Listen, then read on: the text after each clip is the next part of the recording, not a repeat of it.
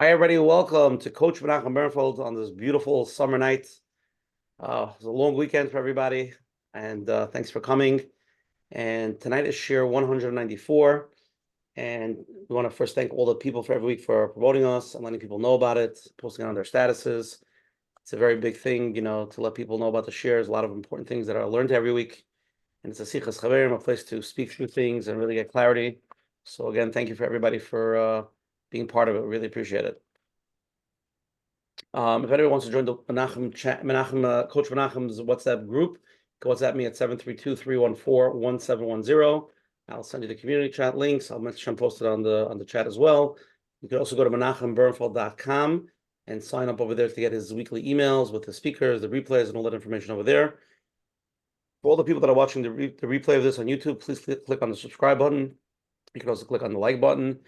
Every week, Menachem uploads the videos from every Sunday from Sunday night. You can see it live, right when it goes live.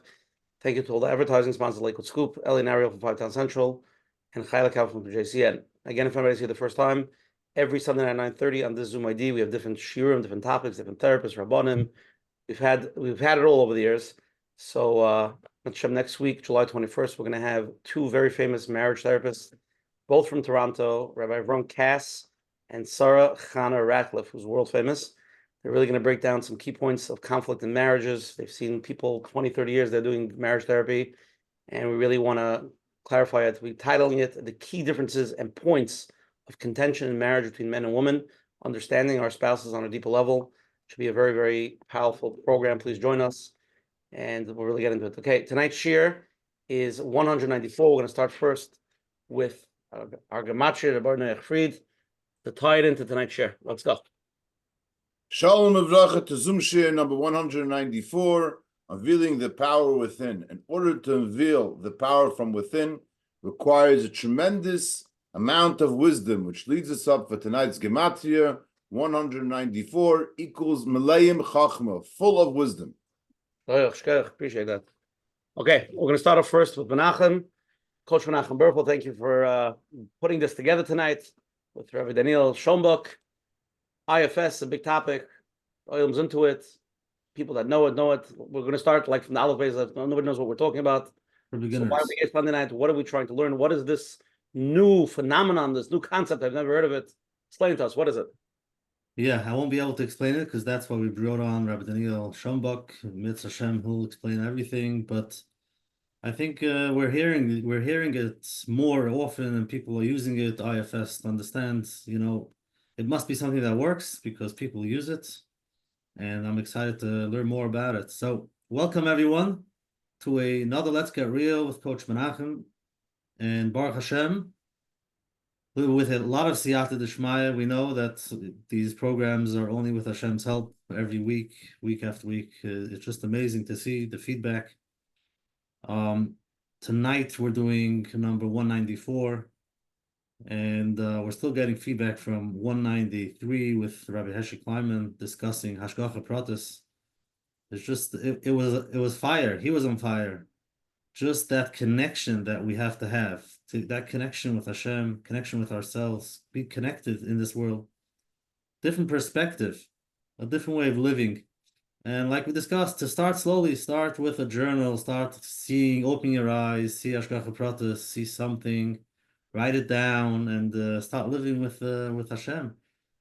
I think the world today, especially, I think everybody sees Hashgacha Pratis. It's just amazing. There are so many stories out there, and especially now with the current event with the president, and we see Yad Hashem with everything. October 7, many people see. You just have to open your eyes and you see how Hashem is planning. I don't know what, but I'm trying to trust on Him because I know He knows what He's doing.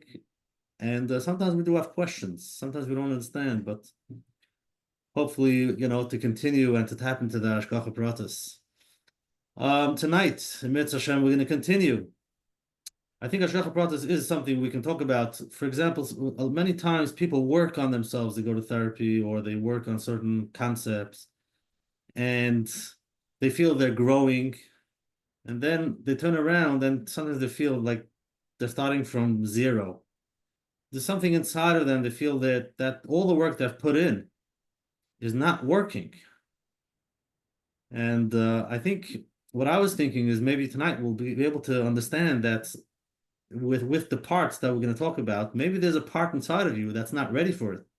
Or maybe, one part has worked on it and you're growing, whether it's with your therapist or yourself, but then there's something inside that's not part of it. And that's interesting because what do you mean? Whether do I have it or I don't have it? So I think that's something that I'm going to be discussing, but it comes up a lot with our inner growth.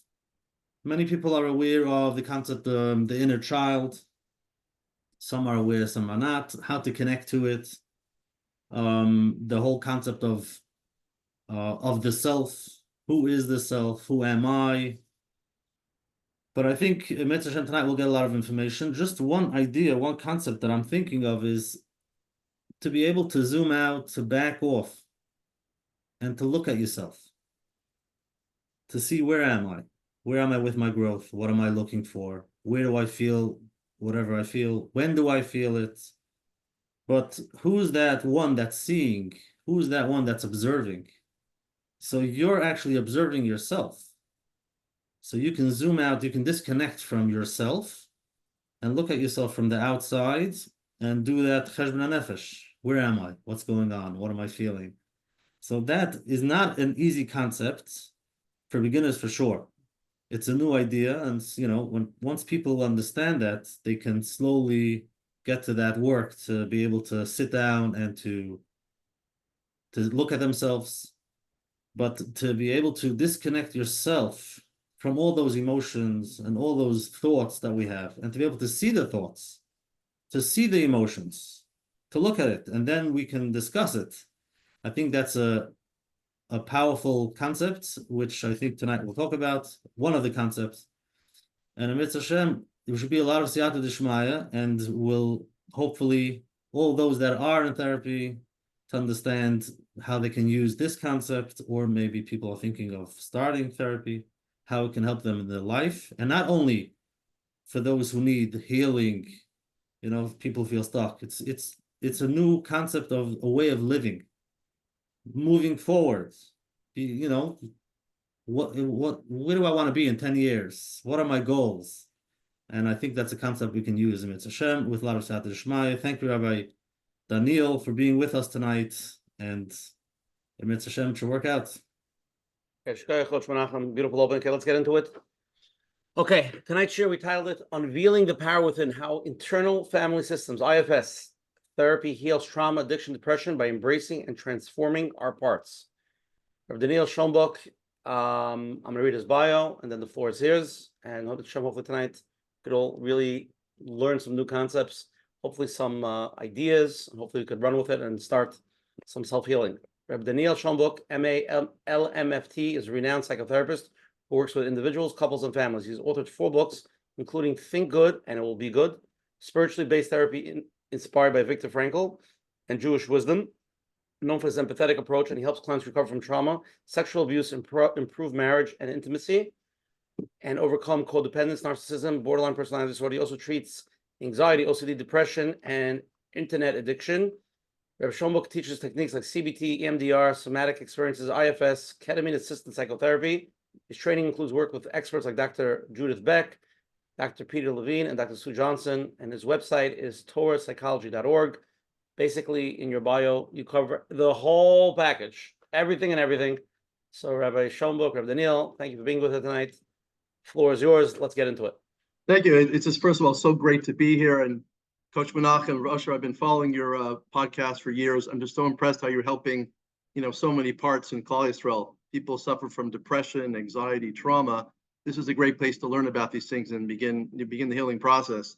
As you mentioned, I'm a licensed marriage and family therapist, and we treat both couples, families, and individuals with issues like depression, anxiety, trauma, and addiction. I practice most common therapies also, like cognitive behavioral therapy for anxiety, depression, emotionally focused couples therapy, EMDR, somatic experiencing, and what we're talking about tonight is internal family systems, or IFS. IFS is really quite different, and I'm glad you're talking about it. It has to do a lot with marriage and family therapy. We are trained to look at things in a relational way. So when somebody says they're depressed, usually the therapist will say, what are you depressed about? We'll ask the question, who are you depressed about? Because we believe there's usually some type of relationship. I also focused a lot on the works of Viktor Frankl, and I believe we have to use Frankl's work specifically that he wrote about in Man's Search for Meaning and his experiences in Auschwitz and helping people find more meaning in their lives. And that's what I do at TorahPsychology.org. Which brings us to tonight's topic, IFS. Now, IFS was created by a therapist called Richard Schwartz, also a family therapist, and he wrote a very popular book a few years ago called No Bad Parts. Just like a family, he says, has children, grandparents, aunts, and uncles, we also have different parts within us. Sometimes these are good parts, and sometimes these are parts which are in pain. He was bothered by several things, and this is why he created IFS. He felt there's this concept called monomind, that we look at a person in one way. So if a client goes to a therapist and says, I'm suffering from depression, the therapist may diagnose them according to the DSM manual that you have depression, you are a depressed person, or you're an anxious person. Dick Schwartz said that really, when we give somebody a diagnosis, we can end up really shaming them by giving them this label. And we're also neglecting other parts of themselves. So I can have anxiety or depression. I could also be a good person. I could be a loving person. I could be capable. But let's say a part of me is feeling depressed, or a part of me is, feeling anxious. Just think about a person who has an addiction, and it's based upon the fact that he or she suffered from trauma as a child, and drinking is the whole way they cope with their addiction. But we cannot say to the addict that all of them is addicted, that they're a bad person. We just say that some of the parts within them are having difficulties expressing them in a healthy way. And that was the basis of IFS. We're really not a mono mind. We're made up of a collection of different parts. We see this concept in the Torah as well. Rabbi Nachman of Breslov says by the 4 sons in the Haggadah that the wise son, the wicked, the simple son, and the one who doesn't know how to ask, Rabbi Nachman says these are all actually parts within us. We all have a part of us which is in pain, a part of us which is wise, a part of us doesn't even know how to ask others about what we're going through. You look at the Tanya. The Tanya says we have 2 souls. We have the animal-like soul, Nefesh Bahamas, and the godly-like soul. If you look at the Lashon that the Alter Rebbe quotes, he says all the Nefesh Elokis, the godly-like soul, is a chelik elokal mimal mamish. What does chelik mean? It means a part. So even Chassidus talks about having different parts within us. Some of these parts within us are more dominant. Some of them are more passive. Sometimes they come out. Sometimes they lay around for a bit and don't act until somebody triggers us. But we could see people with more triggered parts, people with personality disorders, narcissism, people with trauma, people with significant depression or anxiety, usually have a part of themselves which is now activated. And what's most important, according to Dick Schwartz, is to understand that we have to still have a positive view of the person. Every child is born good. Take anybody in this class tonight, anybody around the world is born a little child. They're creative, they're kind, they're loving, they want to play, they want to have a good time. And let's say they have a father who's very disciplinary, screams at him, gives him a lot of patches, and he does it so much, the poor kid, what does he feel? He feels terrible, so he starts withdrawing from life. He eventually doesn't anymore express a lot of emotions, and he tends to withdraw. He develops a personality where he protects himself. Take that same child, and 20 years later, 30 years later, he's married, and his wife asks him to take out the garbage twice. And the second time, he feels angry at his wife. He starts yelling at her. He punishes her by withdrawing. So we could see right there a perfect example of a childlike part within, which becomes activated later in life. Take a girl who was already a bit on the anxious side, and she becomes a perfectionist, and her mother's like very, very critical. And later on, she develops an eating disorder because this part is punishing her and wants her always to be perfect. And none of us can be perfect all the time. So according to Schwartz, what's so different about IFS is really we don't have to get rid of these parts within us. Rather, we have to start listening to the parts within us and start respecting these parts, and ultimately have these different parts within us play a different role. Why does he say that? Because if we don't allow that part of us to play a different role, if we don't really understand it and make it feel better, it's going to pop out somewhere else in our life. With our spouses, it can turn into an addiction, it can turn into a depression. Take, for example, somebody who helped stop drinking, and they stopped drinking, but later on they want to commit suicide. So Schwartz started noticing we didn't really address that part. We didn't give that part of themselves that was drinking, that was trying to protect them from the pain, to do something different in their adult life. Okay, so what do we need to do? We need to become more curious about ourselves. And I guess this is really the point for tonight. We need to become more curious. We need to explore ourselves. And we need to do this with real kindness. So IFS, according to Dick Schwartz, explains to us these different parts within us. And I'm going to share a little bit of a slide right now to help the audience to kind of understand, what are these different parts within us. Now, the language of IFS is a little bit new for people. Might be a little strange. I suggest you be patient. It all makes sense when we start using the system. So let's look at the two major parts here. So the parts are as follows. They're called exiles is a part.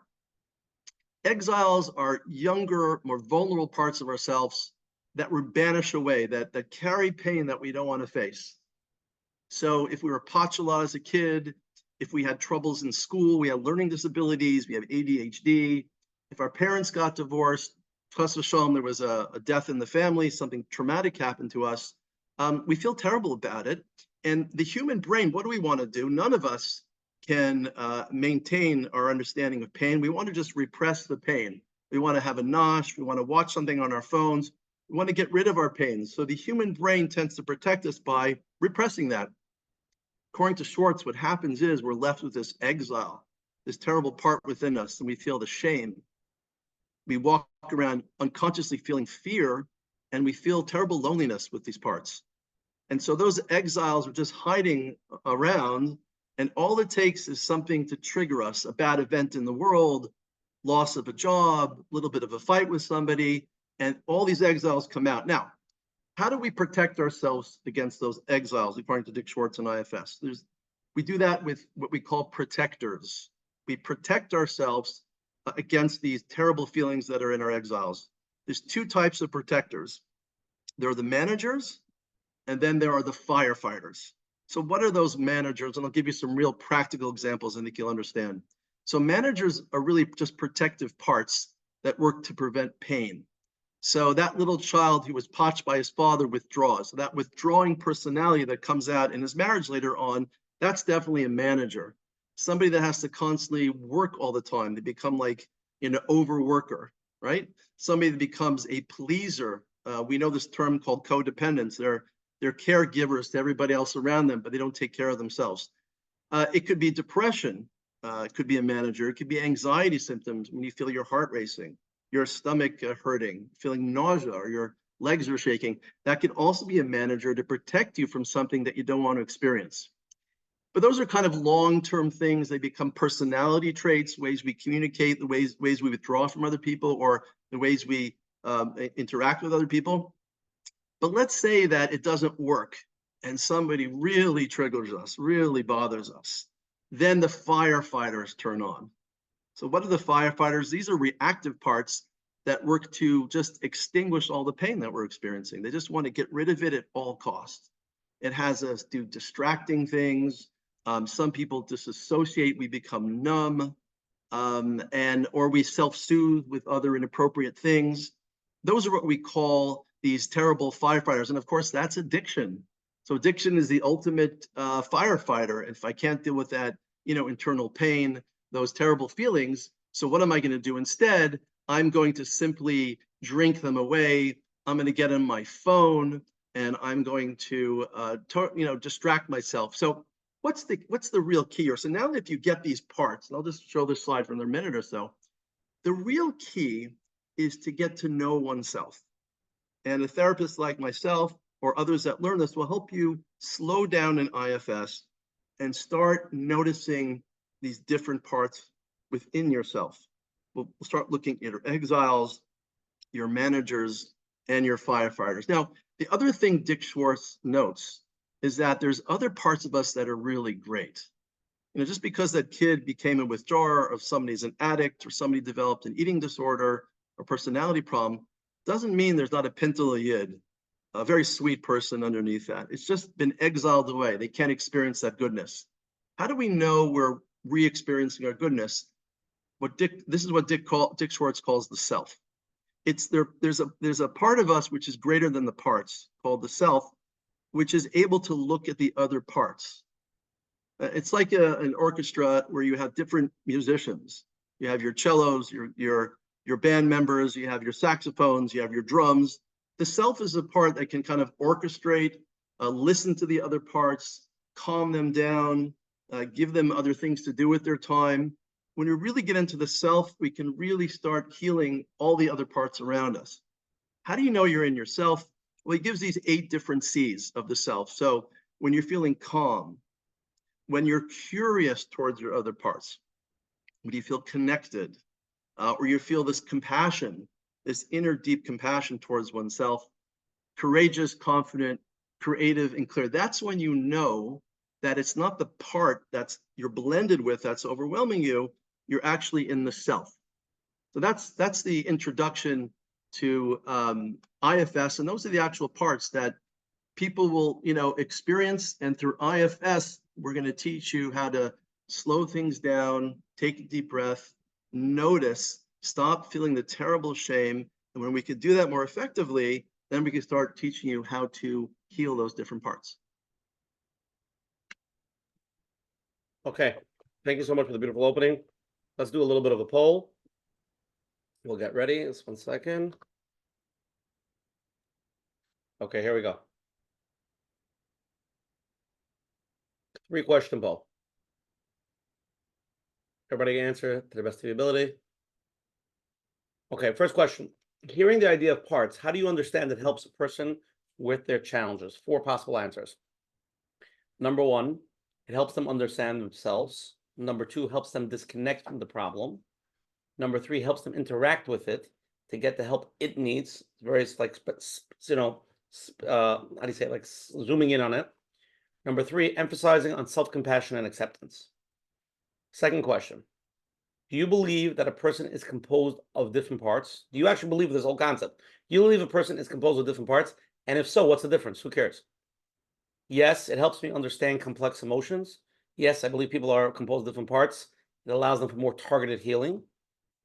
C, no, I think people are a unified whole, like if you're all good or you're all bad. Or D, not sure, I need more information. Third question, in what area of your life would you like to apply the concept of parts to help you? In what way do you think this could be helpful to you? Anxiety and depression, improving relationships with others, managing emotions and mental health, or option D, to have a better control of my reactions? Daniel, good questions? Yeah, they're fantastic questions. Yeah, great questions. I mean, I think primarily the answer to the first one would be let them vote. Let's not give it away. Give them a chance, yeah. Yeah, give them a chance. Let them vote. It's my hungry part eating now.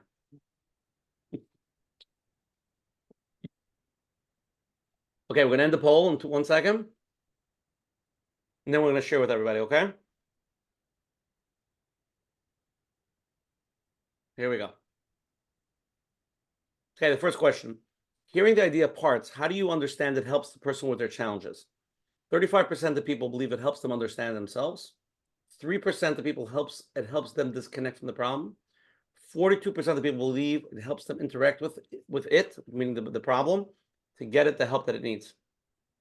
20% of people believe it emphasis on self-compassion and acceptance. Daniel, we want to comment anything on this? Yeah, it sounds like your audience knows quite a bit intuitively about this. I mean, number one, 5 years, it's time to pick up, you know what I mean? Time to pick up, yeah. I mean, help them understand themselves 100%. When you see yourself as different parts, you could see why you do things that you don't want to do anymore. Where is this coming from? It usually comes from an exile, according to Schwartz. It's usually coming from some pain deep inside. And it's not coming from the point that you're bad, but there's something bad going on inside you, something painful going on inside you. And you begin to see this through certain behaviors, whether it's a depressive part, an addictive part, the part that has difficulty relating to one's spouse or one's children, So that's definitely going to happen during IFS. The third one is helps them interact with it 100%. I'll demonstrate for you shortly how you can have a dialogue with those different parts in a very kind and wonderful way. And that's where people really get what they need more from their lives as opposed to hating themselves. It's also going to place an emphasis on self-compassion. We're looking, remember the self, one of the C's of the self is to have compassion. When you're feeling compassion for yourself, when those different parts are listened to in a dialogue with them, and you ask them like, what else do you want to do instead of being so critical? Or could you just take a break? But most importantly, when that part gets heard, as you'll see me demonstrate, you're really expressing a lot of compassion towards all of you and not denying a part of yourself. Let's go on to the next question. Do you believe that a person is composed of different parts? And if so, what's the difference? 58% of people believe yes, people are composed of many parts. It helps in understanding complex emotions. 31% yes, it allows for more targeted healing. 0% think no, it's either you're good or bad. And 11% of people not sure need more information. Well, so most people are agreeing with Schwartz that we're not what he calls the monomind. We're not all just one thing. And then once we get out of the monomind, get to that part psychology and feel compassion towards yourself, then we could start understanding all these, complex emotions. Also, we could start healing our relationships, because if we get triggered by our spouse or our spouse triggers us, vice versa, then we could start being more compassionate. Maybe there's some pain there. There's an exile. Maybe I can learn how to express my needs in a different way as opposed to getting critical. So I think the crowd seems to really understand that, having parts is a lot more helpful than looking at you as just good or bad, for sure. Okay, amazing. Because I really want, after the questions, to really get into it, understand it, and really see how we can help ourselves with it. Good in theory, but let's see Lamais what we can do with it. What area of your life would you like to apply the concept of parts to help you? So this is just a general question people hear. So people, 14% anxiety and depression, 22% improving relations with others, 41% of the people here tonight managing emotions and mental health. So that seems like the number one answer. And the fourth answer is to have better control of my actions. But very interesting, you can see, even though managing emotions and mental health is the number one answer, but there's across the board all four answers. Yeah, so I think that third answer is where most people answer, 41%. They have it right on. It's IFS is about managing your emotions. How can I manage all these feelings within, and how can I orchestrate them so that different parts can feel better and eventually play a different role in my life, so they're not so either self-destructive or destroying people around me. So I definitely agree with the audience on that. Okay. Let's stop sharing.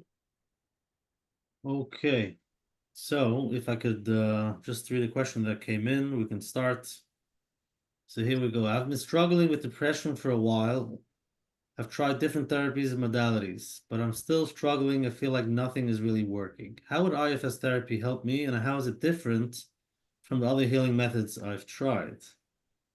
Well, that's a great question. It is very different. I'll maybe demonstrate in a few moments how I'd work with a client conceptually, and you'll start seeing that IFS is different than basic talk therapy. Like when I do cognitive behavioral therapy, CBT, and I try to change people's perceptions of themselves, I work on their thinking traps. I mean, many people have gone through that with their therapist, or even EMDR, which just deals with their past, and we try to desensitize people to their pain, their emotional pain, and so on.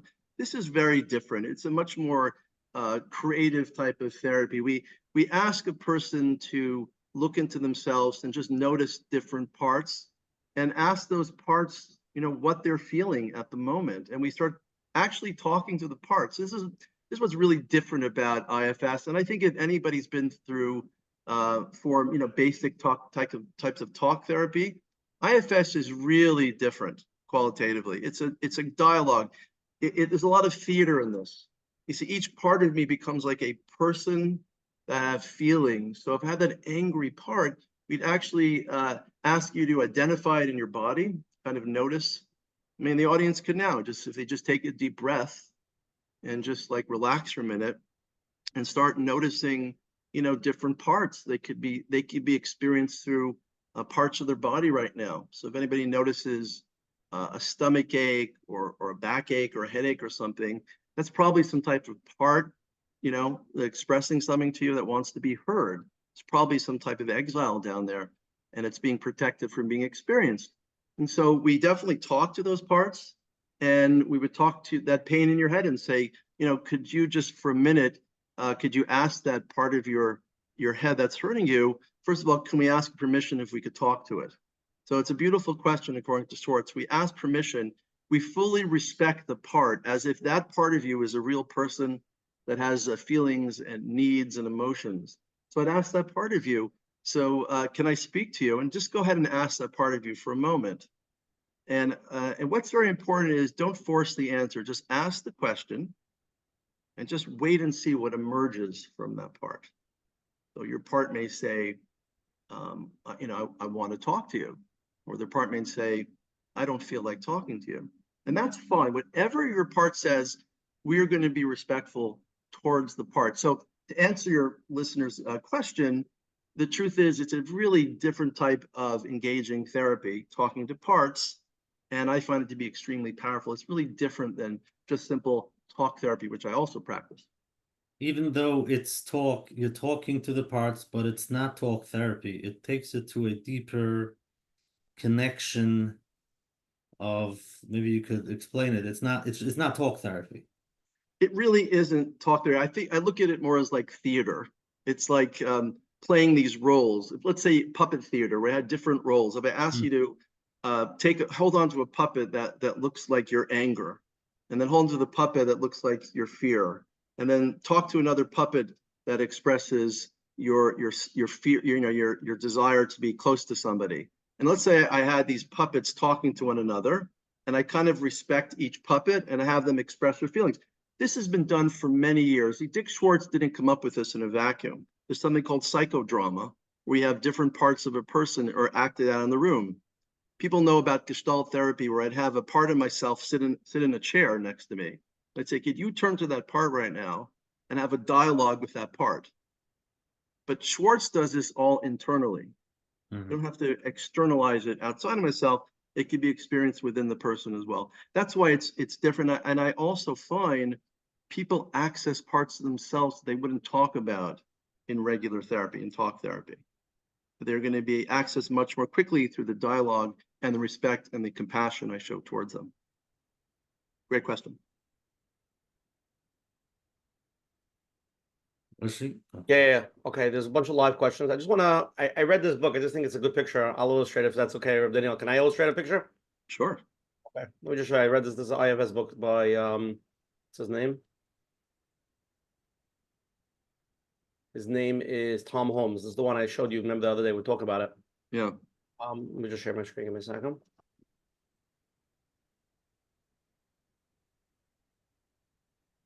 Not we can see it. 1 minute. Not yet. Yeah. You can see it, Daniel? Well, it's a lot of parts. Yeah, so this is the front page of the book, but basically it shows how a person has many different parts in them, and this is just a picture of the beginning of the book. But we go to the other one. Hold on, this is the other one. Now you can see this picture. Yeah. So this picture, like this is a home, like before a person comes home, she has a professional part, taking care of the baby part, studying part, the anxiety part, the dancing part.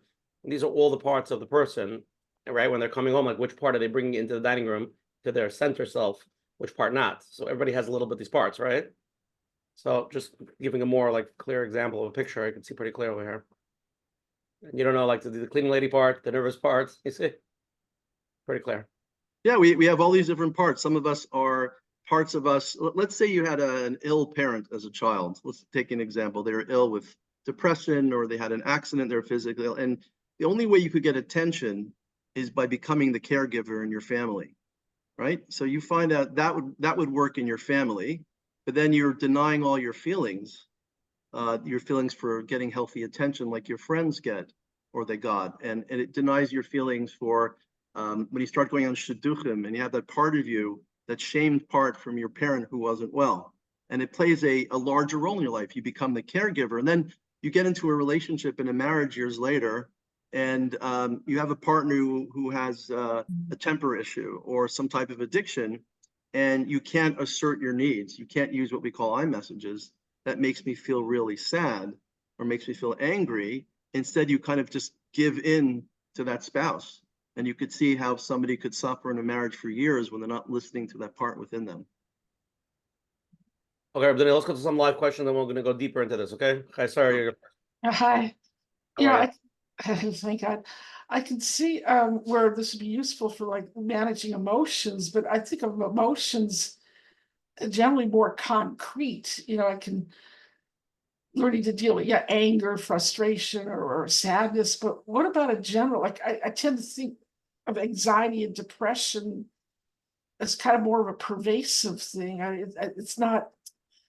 I don't know if it's, as I say, something you could just talk yourself out of or wish away, or even, I guess, even maybe tie in with other, maybe disorders like ADD, whatnot. You know, when it's something that's, I always made up a joke once. My brain has a mind of its own, but it's something that's kind of like more than just recognizing emotions. How do you deal? How do you deal with just a whole? It seems like a dominant condition. Isn't the right word? Yeah, I mean, you do have general anxiety disorder, but the autonomic nervous system manifests itself through the fight or flight mechanism, as we know. You go into fight or flight. That's just one version of it. It could manifest itself in a part of the body. It could be a general feeling in different parts of the body. It could be your heart racing, but it's all expressive of some form of anxiety. But anxiety from what? You find somebody who's like 35 years old who gets into a panic attack about his boss not being nice to him, let's say.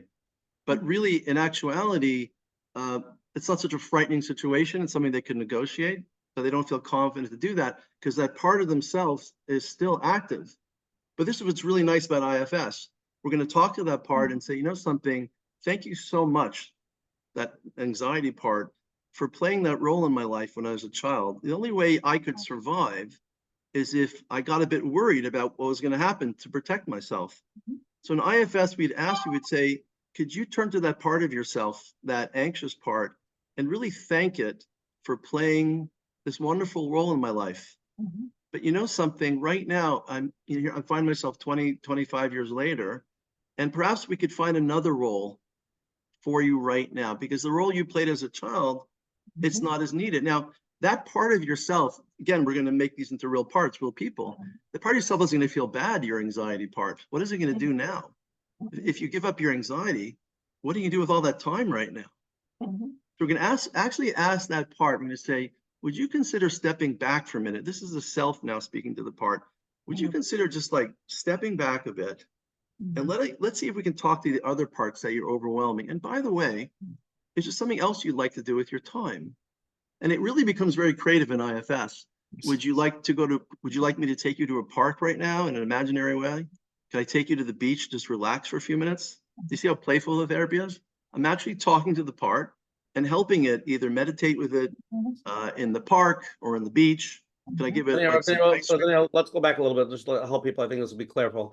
Sure. So let's use a very practical example that maybe people can understand. Let's say people get a lot of anxiety before they fly someplace, right? Yes. Nervous, getting there, parking, time. So that's anxiety, right? People could usually realize that they're getting anxious even though they have everything working, but it's a natural reaction. It comes natural, not like something that you can control. So you're saying, first of all, realize it and feel that feeling in your heart that you're feeling. Well, yeah. Acknowledge it, that you have it, right? Otherwise, you're talking to the wall. Right. Then actually have a conversation with it. Say, okay, I know I have to be by the airport this amount of time. Why are you nervous? Let's play it out. And you actually have a conversation with it. And that's sort of going to relax, I guess, the anxiety of that part of you, right? That nervous, I got to be there 2 hours before the flight. Otherwise, who knows, the end of the world. Something really, really bad is going to happen. And for sure, you see, when you're very anxious, you're having a panic attack about going to the airport, you become one with your anxiety.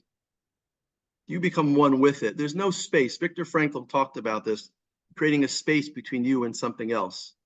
It's that space you have to create. So when you're panicking in this terrible panic state by going to the airport, you and your anxiety are one thing. You're just overwhelmed with it. But if you could stop and reflect and say, wait a second, let me look at all these parts within me.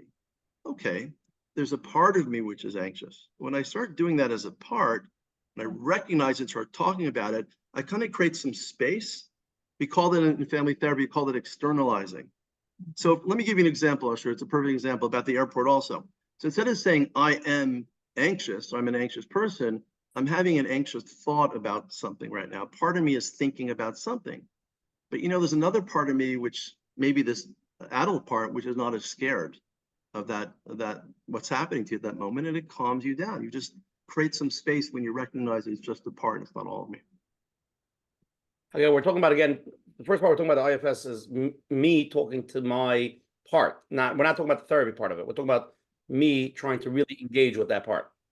Oh, definitely. What we do in IFS is we teach you to engage with your parts. I take you on the journey in an IFS session. I'm there to help you, hold your hand, so to speak, to get you through, to learn how to talk to those parts. But I want you as the client to be able to talk to your own parts eventually.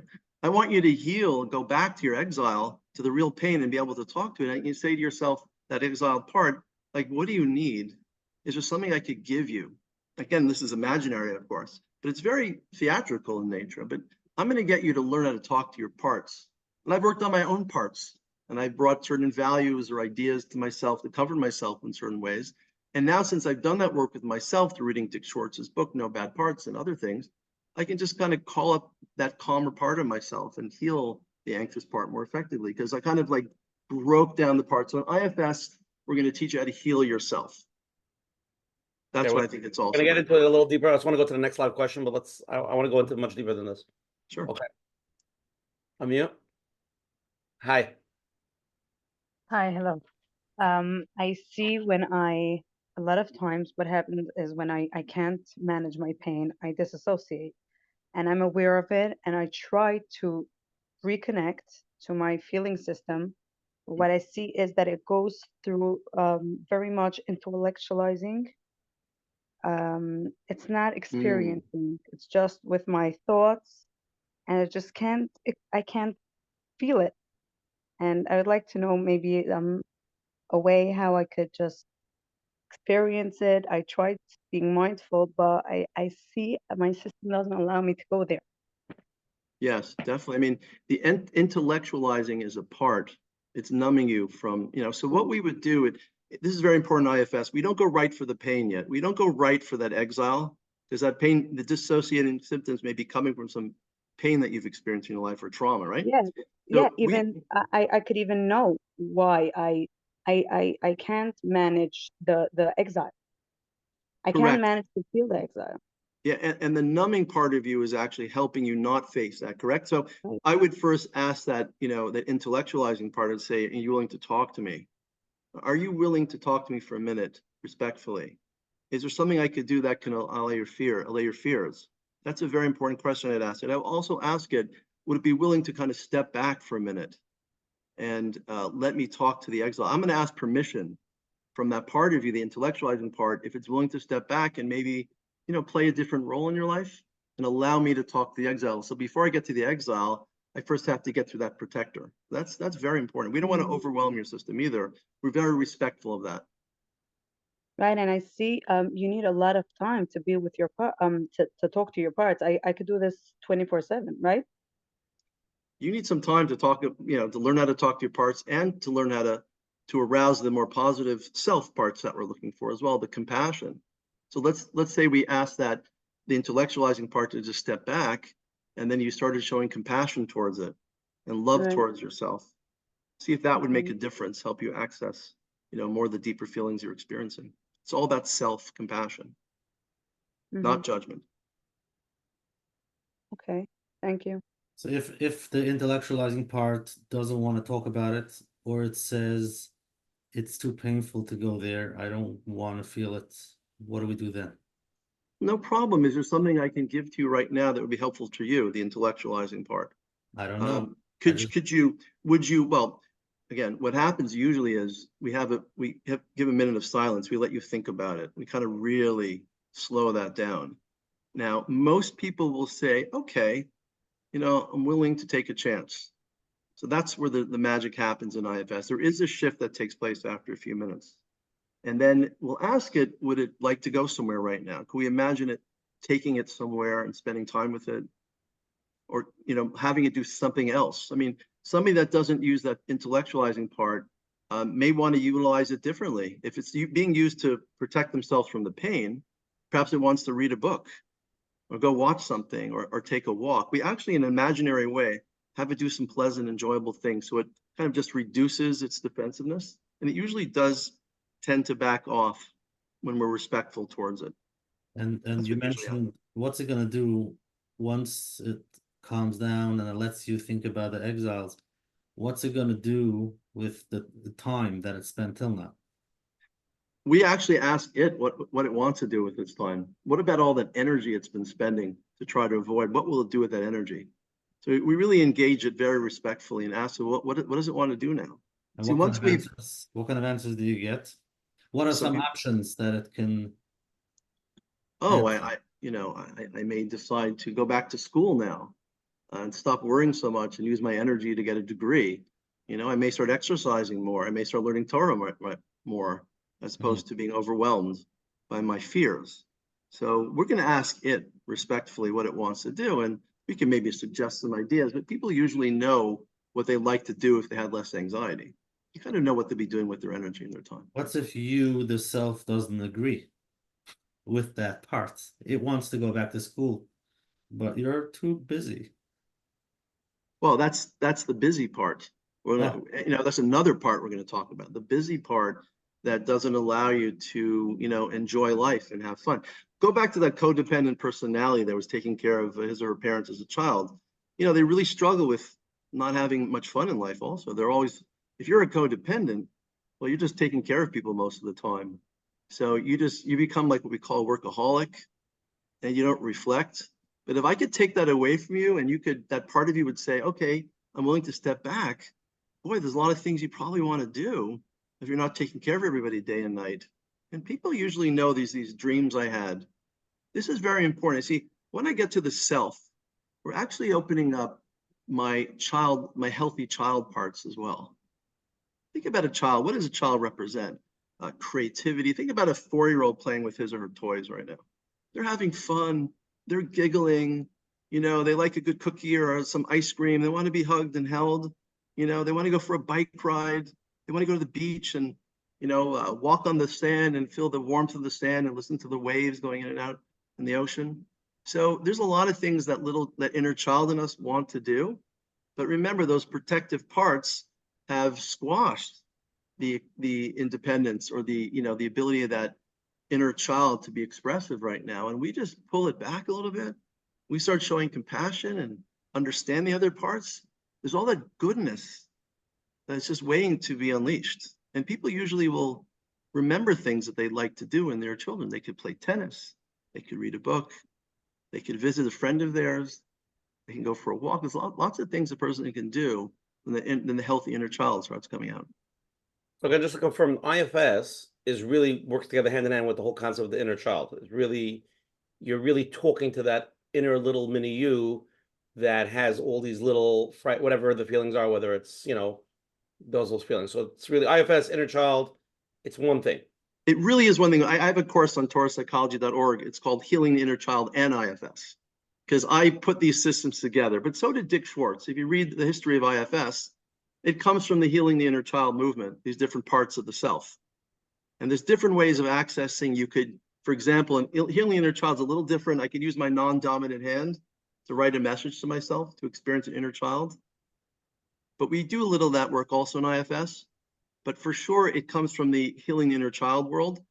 Dick Schwartz gave it a language, and he gave it some structure how to do it as well. That's why it's so fun to do with people. People enjoy the playfulness of it.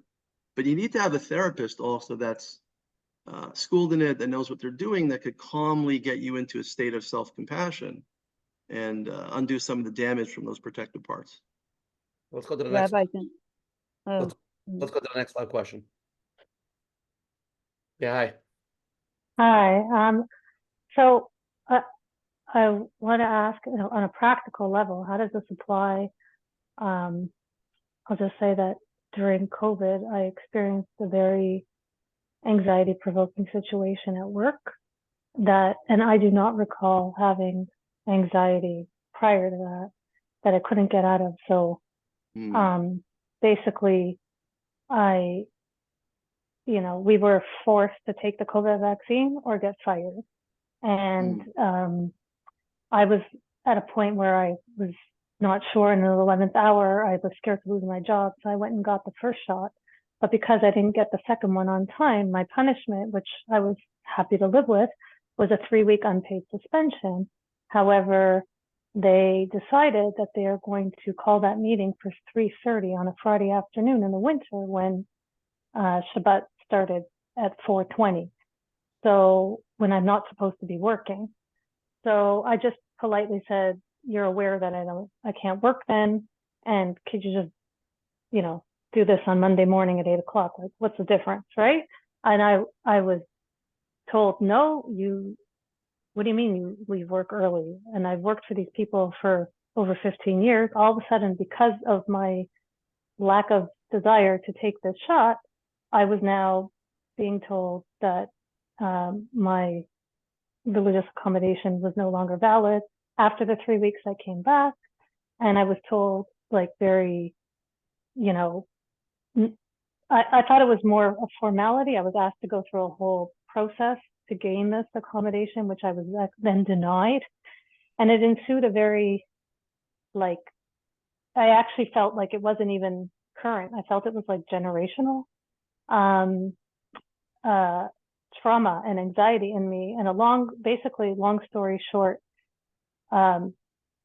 it felt like they almost wanted to fire me and threw me through this whole process. And they were going back and forth, to which then, I kind of went with the legal system. I filed a legal proceeding against them. And a few days later, I actually was in a car accident and had a head injury. And I actually had another head injury last week. And I cannot, no matter what I do, I cannot get this feeling out of me. And this, I can't move past it. And because of these accidents, I've been off of work. It literally took me out of the workplace. My job is still there because now I'm on a medical leave. But and the suit is not resolved. So yes, legally they can't really do anything to me. Let's just stay focused on a question. It's a very long story. Yeah. How do I apply this to that type of situation? Because again, the situation is that you were working and the way they dealt with you invoked a very deep feeling of pain and hurt, and you still have it in you, correct? Correct. Thank you. And that part of you, is that an anxious part in you right now? What would you say that part is doing to you right now? The part that feels rejected? Yeah, anxious. No, it provoked a lot of anxiety and and fear. Right. Well, if you were in an IFS session, I'd have you, first of all, talk to that part of yourself. I'd ask you to ask permission, first of all, that part, if you could talk to it. Mm-hmm. And I'd have you ask it, would it be willing to pull back a little bit, maybe take a little walk with you in your mind or do something else for a few moments to be able to feel some of the anger that you're feeling, what you went through in your job, for example. And what would happen during that session is you would become much more relaxed because you would feel these different parts operating, but then I'd also have you have more compassion from yourself towards those parts, and they'd play a less role in your life after we could kind of like flush them out and kind of look at them, and with kindness and with kindness and respect, they begin to play different roles. See, these parts of us, you see that part within us that has the trauma is not really necessary right now. It was necessary perhaps then. Now it plays a different role. So I'd ask you to play a different role in your life and have it move back a little bit. Just move back a little bit. And when you get in that state of mind and you create some space from it, you could have much more impact on feeling better in life as well. So it takes time to do it, but that's what happens in IFS. Okay. Okay. Now, Daniel, let's go to the next live question. Hi, I'm Connie. Thank you so much for this. This is very interesting. Actually, my initial question was answered, but I wrote down some notes for some other questions as I'm walking. So first of all, like, how important is it to identify the cause of the exiled part? Okay, that's one. And then you mentioned the idea of repurposing that exiled part. And then also using our brain to heal our brain is something that I was cautioned against, because if if my thinking is unhealthy, how can I actually make it healthy? So I guess like the last part is a question directed at IFS in general. And then the other two parts, I guess, other two questions could stand alone. Right. So which question do you want me to answer first? I guess the identification of the cause of the exile, like how important is it to know exactly why there's a part of me that's acting dysfunctionally? Well, it is important, we believe. But first of all, we have to pull back those other parts that allow that part to come out when it's more comfortable with you. And sometimes that painful experience, that painful memory is not ready to talk. So it could be in therapy that we would decide, the exile is not ready yet. But let's say you were ready. We do want to find out what it was going through. But we also ask it right now, if I could be there with you in your trauma, whatever pain you experienced, what could I give to you that help you? What could I have brought to you then that might have been more helpful? Do you want me to take you out of there?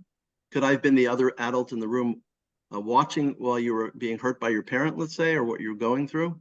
So it's very exploratory, very imaginary. We actually ask that part of you, which we do want to understand, well, what could I do right now to help you? What kind of resource could I bring to you right now? And also what we do is we ask that exile within you, once we know what it is, to come to the present. Would you like to be with me in the present? Once it's understood, it may be willing to give itself up, so to speak, and come with you to the present, just kind of let it all go. But we do need to understand it, because if we don't understand it, see, the more we repress our unconscious memories, the more power they tend to have. They tend to they'll pop out. One day it's a depression, one day it's an anxiety or a panic attack. Maybe one day it's overeating or fighting with the spouse. We really do want to know more about it, but we need to approach it gently through IFS to really get it to be heard in a loving and non-judgmental way.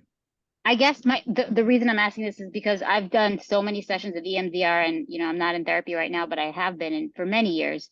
And I know that there are parts of me that I'm still unconsciously, as much as I tell myself, like, I want you to come to the forefront so that I can actually engage with you, there's something repressing it.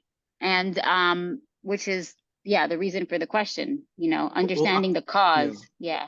I would talk to that part of you respectfully that doesn't want to face certain other parts of yourself. That's where the beauty of IFS. Now, by the way, I practice EMDR. I'm sure most of your audience knows about EMDR, eye movement desensitization reprocessing. I think it's a fantastic therapy, but I'll add on IFS, because some of the things we don't do in EMDR is ask permission to go into certain places. This is right. So I think, I'm sorry to interrupt. I think my therapist was very skilled, because she definitely had me like identify parts, and she even did things like highlighting them with like a Sharpie. And anyway, whatever, it doesn't matter. I don't want to get into details and take away from the rest of the presentation, but thank you for that. EMDR and IFS works together with a lot of different therapies as well. You could always go into people's parts and other therapies. So we can add it on to the EMDR experience. I find it very powerful. You give it a try and see. Perhaps somebody can open up that part that doesn't want to talk yet. Sounds good. And then the repurposing element of it, is that only once the cause of the exile is addressed that then it could be utilized? Okay. Once it's understood and felt heard, and it's not alone anymore, it kind of releases itself, that energy, that tremendous. I want to bring out a point, Rusher and Coach Menachem, that trauma is a very powerful thing for a person. It's a very powerful thing. Trauma, if it remains repressed, can be very destructive. It's going to pop out as a part. It's going to pop out as a panic attack. It's going to pop out as a personality problem. But if we can harness trauma and utilize it and give it repurpose, that's what Viktor Frankl's book, it's called Man's Search for Meaning. If we can find some meaning in it that it wants to experience, we can unleash tremendous power in our personalities. We can live more vibrant, loving, creative lifestyles, as opposed to feeling shut down. Amazing people that we've seen, even in Coach Menachem in general, people that went through tremendous stuff, and then they took that experience, whatever it is, losing a child, going through trauma, and talking about it, and then really helping people with it. They become like super powerful. You know what I mean? 100%. When people, we learn from Yiddishkeit, when somebody dies, God forbid, what do? We say Kaddish, we sanctify God's name. We also usually donate money, and we build something of meaning. We donate money to a hospital, to a yeshiva, to something of meaning. We turn our tragedies into a triumph by channeling it to do meaningful things. So that's that. I want to mention also how I combine Viktor Frankl's work with IFS. There's also a part within us that is seeking meaning, that searches for meaning. And it was so busy surviving because of the trauma he or she went through as a child, it never could focus on finding meaning. Now I could free it up and say, what meaning do you want to fulfill in your life? And I've watched my clients in sessions. I noticed that they start like smiling, they feel more relaxed.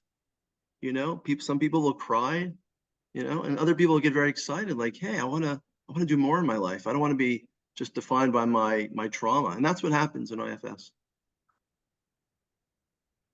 That's the real self coming out.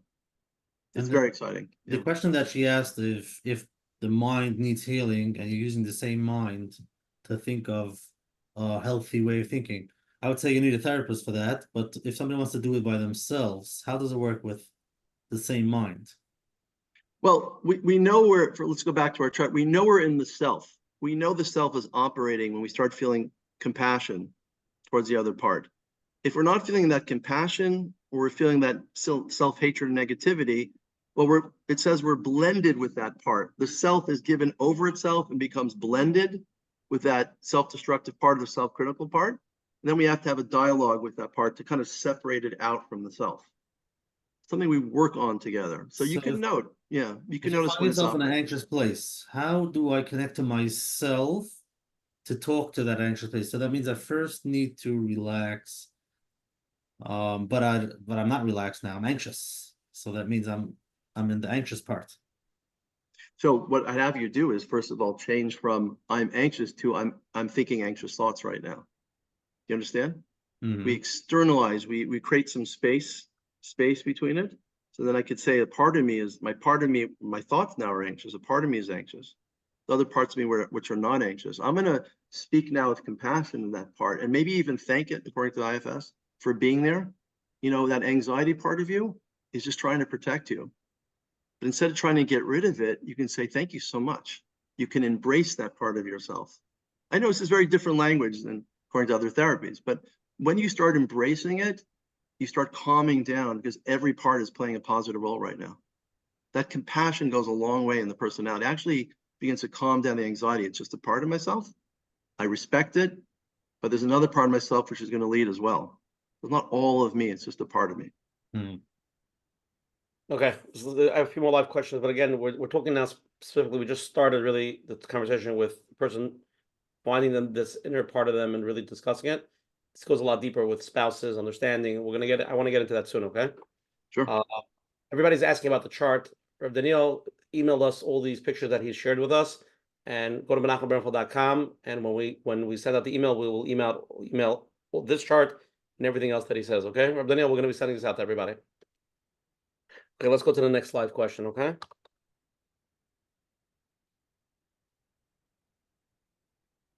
Unmute. Hi. Hello. Yes. Hi. I wanted to know, if you talk to the part, how does it answer you? Like, right. How does it answer you? Well, you see, let's say I ask you to, everybody in this audience now, just focus on some part that bothers you right now, something that you're annoyed about, you're angry, maybe you feel sad about something. Why don't you just go ahead and do that for a minute, for a few seconds, kind of like find it in your body, and maybe it's a stomach ache, headache, some tension, some nervousness, whatever it might be. And so let me ask you this question. As you notice that part of yourself, notice how you feel towards the part. How do you feel towards it? Are you angry at that part of yourself? What's that? no, I'm just feeling it. Mm-hmm. How do you feel towards it? How do you feel towards it? It just feels pain, that's all. Mm-hmm. We just give it a minute and just ask it this question. Now in IFS, we don't force the answer. We let it come out. We let it come up. So that part of yourself which doesn't feel good, just ask it what it wants you to know. And just wait for the answer. How does it answer me, though?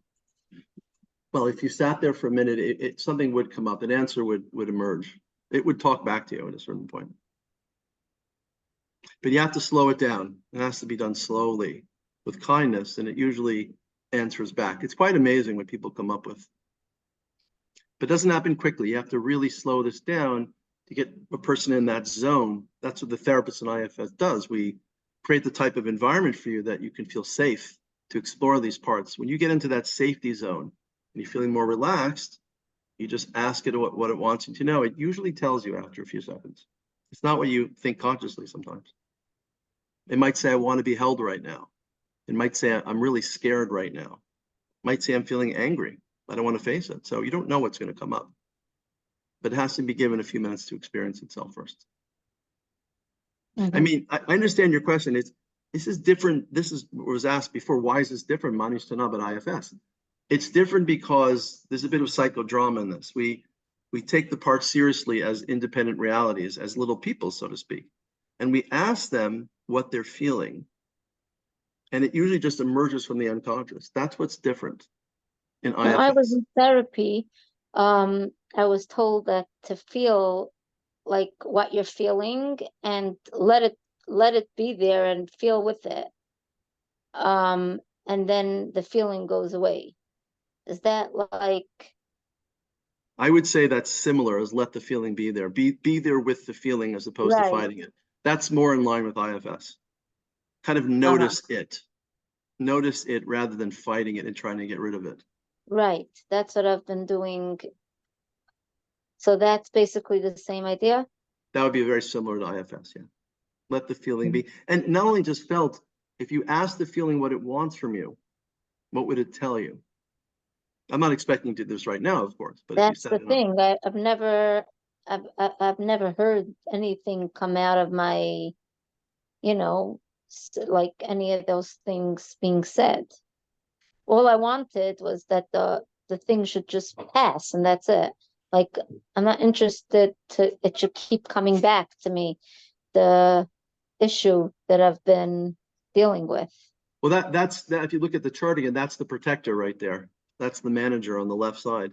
It's going to come up and say, I don't want to feel it. I don't want to experience it right now. That's no, I just wanted to leave my body. Like, how do I get rid of it? Like, basically, the issue. How do you kill your inner child? Well, we don't want to how do you get it out? Like, so Rabbi Daniel, tell me if I understand this correctly. This is just the way I understand. So these feelings that make you feel whatever they make you feel bad and anxious is part of you. That's your childness inside of you because something happened when you were younger or something got affected there. When you're asking that part to talk to you, it's not like actually another person. It's actually yourself talking to yourself. So when you're in tune, let me finish. When you're in tune with yourself and you're calm and you realize you're never going to get rid of this part. It's not like a delete. Let me just finish. One second. It's more like just understanding it and talking with it. And once you talk to it, understand it, it's yourself. You're talking to yourself. It's not another person. It's not like a something inside of you. But once you get to that point where you could have a conversation with it, then you could. It's sort of like massaging it and letting it come out and not feel so protected, not trying to manage it and not trying to control it. So it gets a feeling of safety. So then it doesn't disappear, right? Rabbi Daniel, am I wrong? It's something that correct. It feels embraced. It feels finally heard. This part of you. You're not going to reject it. See, that's the difference in other therapies. We want to get rid of things in therapy. Most therapists will try to get rid of your anxiety. We embrace the part, and then the anxiety goes away, so to speak. Do you see the difference? So we don't want to get rid of things. We want to embrace them and have them play a different role. And people start feeling better when you can do that. That's the orchestration of the self. It's a very different perspective than the monomind therapies, why Dick Schwartz created IFS. It's a very different approach. It's all about acceptance of self as opposed to rejecting the self and getting rid of parts of the self. Mm-hmm. Well, good luck with that. I hope it works out. Okay, thank you. Yeah, let's go down now a little bit more further. I've been married for 12 years and we have 5 kids. Our marriage has been in a struggle due to my husband's addiction and his rage and anger towards me and the children sometimes. Can IFS help me understand my spouse's parts that will help me accept these parts of him? So the question is a little bit, we're going to a different angle now. So the whole time we're talking about ourselves, talking to ourselves. What happens if you're married now and now we're going to therapy and we're talking about my husband's rage and his anger, whatever his issue is. Now I understand he's really a good guy and he's not a terrible person, but he has these parts that are just very difficult. Well, is that a way how to, like, I guess, accept him or just let him be what it is? I guess, how does it work in a marriage when the spouse can understand parts? Well, first of all, let's preface this by saying one thing. If you're in an abusive marriage and if you have somebody who's raging at you, I don't want to throw them into IFS or emotionally focused couples therapy. It's kind of counter-indicated for abusive relationships. So let's be careful.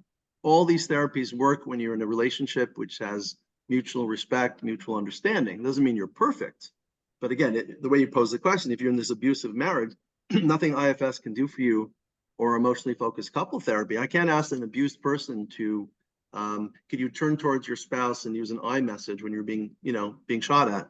So it's very important. Let's just change the question. So basically, anytime it comes to money, when I ask my husband if we could buy something a little bit, he goes like very upset and he gets like very freaked out about money. So he's a great guy, but one specific thing makes him go, okay. Well, and I realize now, and you realize that it's coming from this part of him. His parents were cheap. He was brought up tight, or whatever the. Well, if it's a non-abusive marriage and he's just a bit tight financially, first of all, I want to get him into IFS also. So that's the one thing I want to get this couple into IFS or get him into IFS. Number two, but he doesn't want to be even tighter. Number two is I could have some more compassion for him. I could respectfully listen and understand what he's really scared about. The part of him which is very scared is usually coming from some type of exile. I mean, that guy is this man now running the family.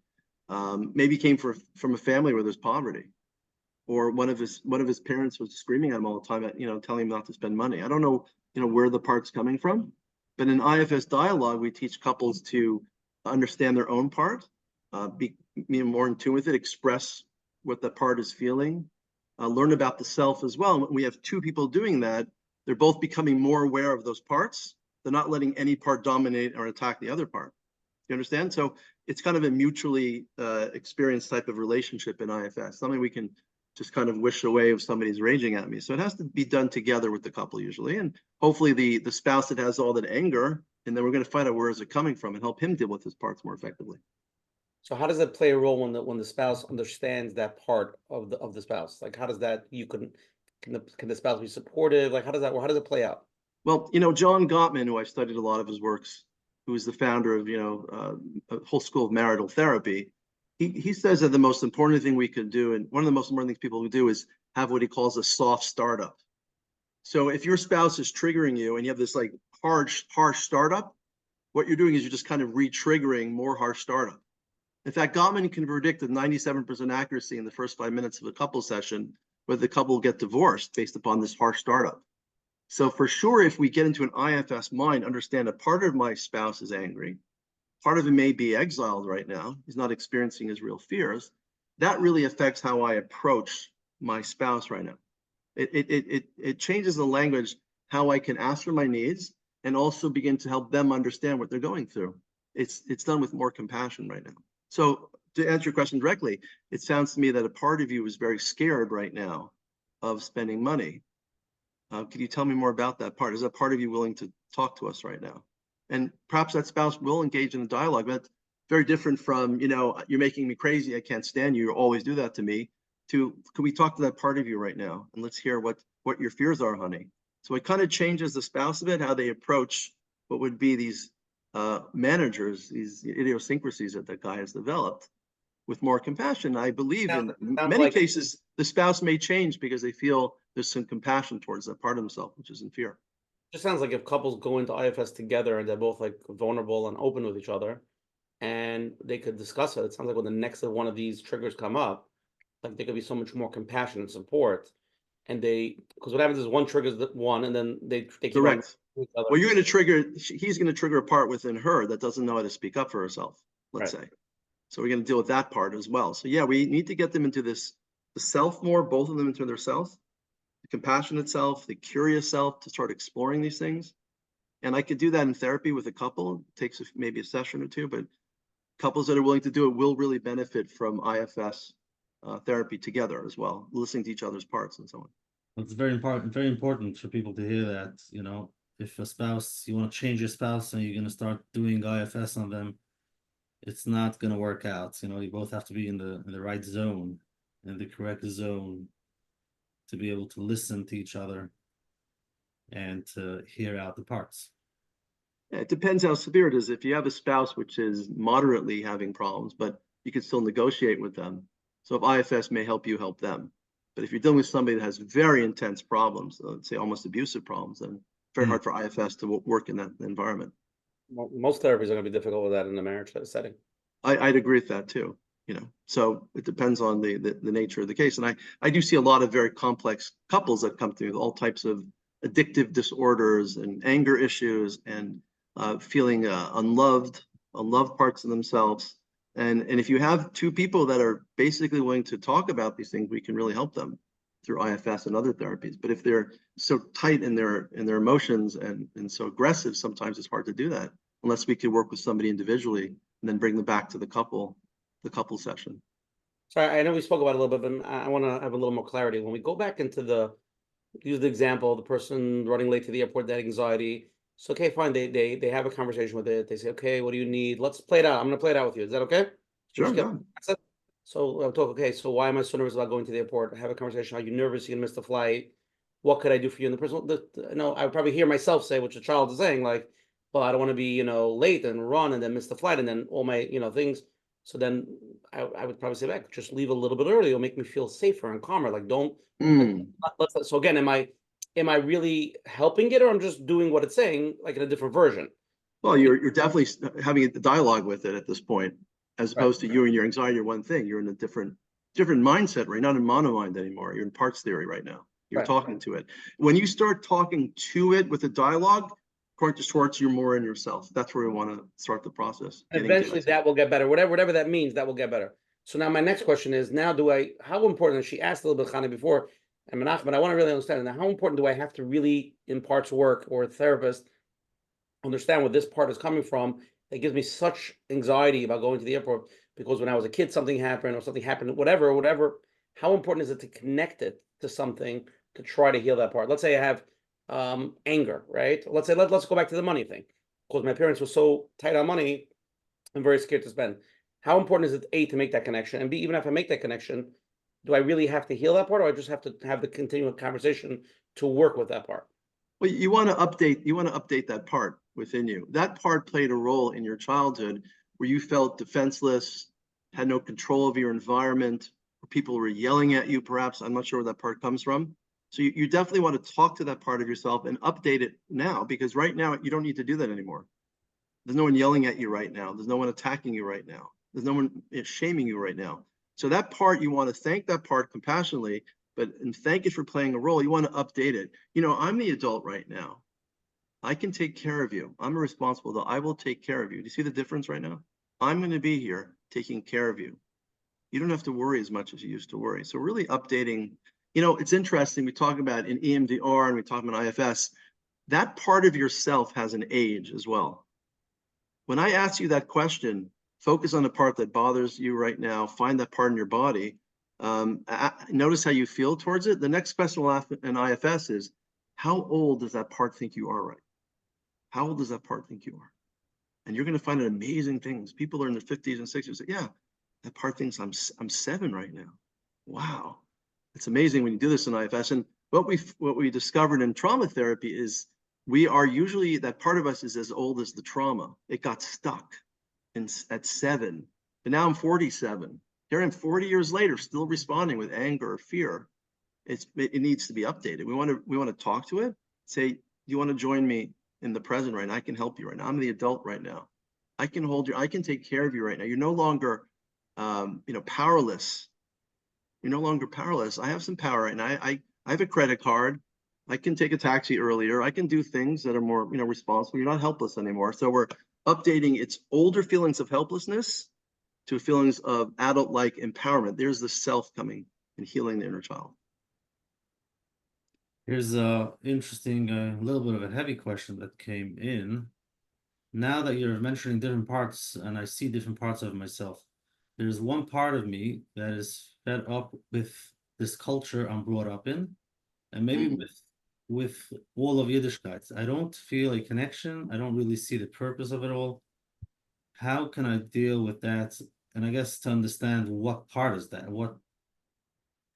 How can I think it's such a fantastic question. I have a client right now. I'm going to mix up his age, all the types of information to you. I don't know who it is, of course. I have a client now who's suffering terribly. And he is going into a high profession. He scored very high on some tests right now. But he came to me He told me his whole background. He's a yeshivish guy, went to a few yeshivas, went to Eretz Yisrael, came back, and during his last yeshiva, absolutely dropped his Yiddishkeit. He went on to study for his profession. This guy told me he finished 21 Masechtas. He was the guy always on time for davening, always on time for learning. And this guy recalled a time in his life where he was sexually abused by somebody. There's the exile in that person. This guy, if you met him, is the nicest guy you met in your life. He's sweet, friendly, loving. He only wears a yarmulke for his parents in the house. He goes out on Shabbos and starts texting people on his cell phone. He lives 2 different lives. So I started asking him about these different parts, and I used the language. I said, there's a part of you which was really hurt. Are there other parts of you that like Yiddishkeit, that like what you're doing, that enjoy it? The guy likes to get geschmack from learning. It's not he didn't forget he doesn't hate learning.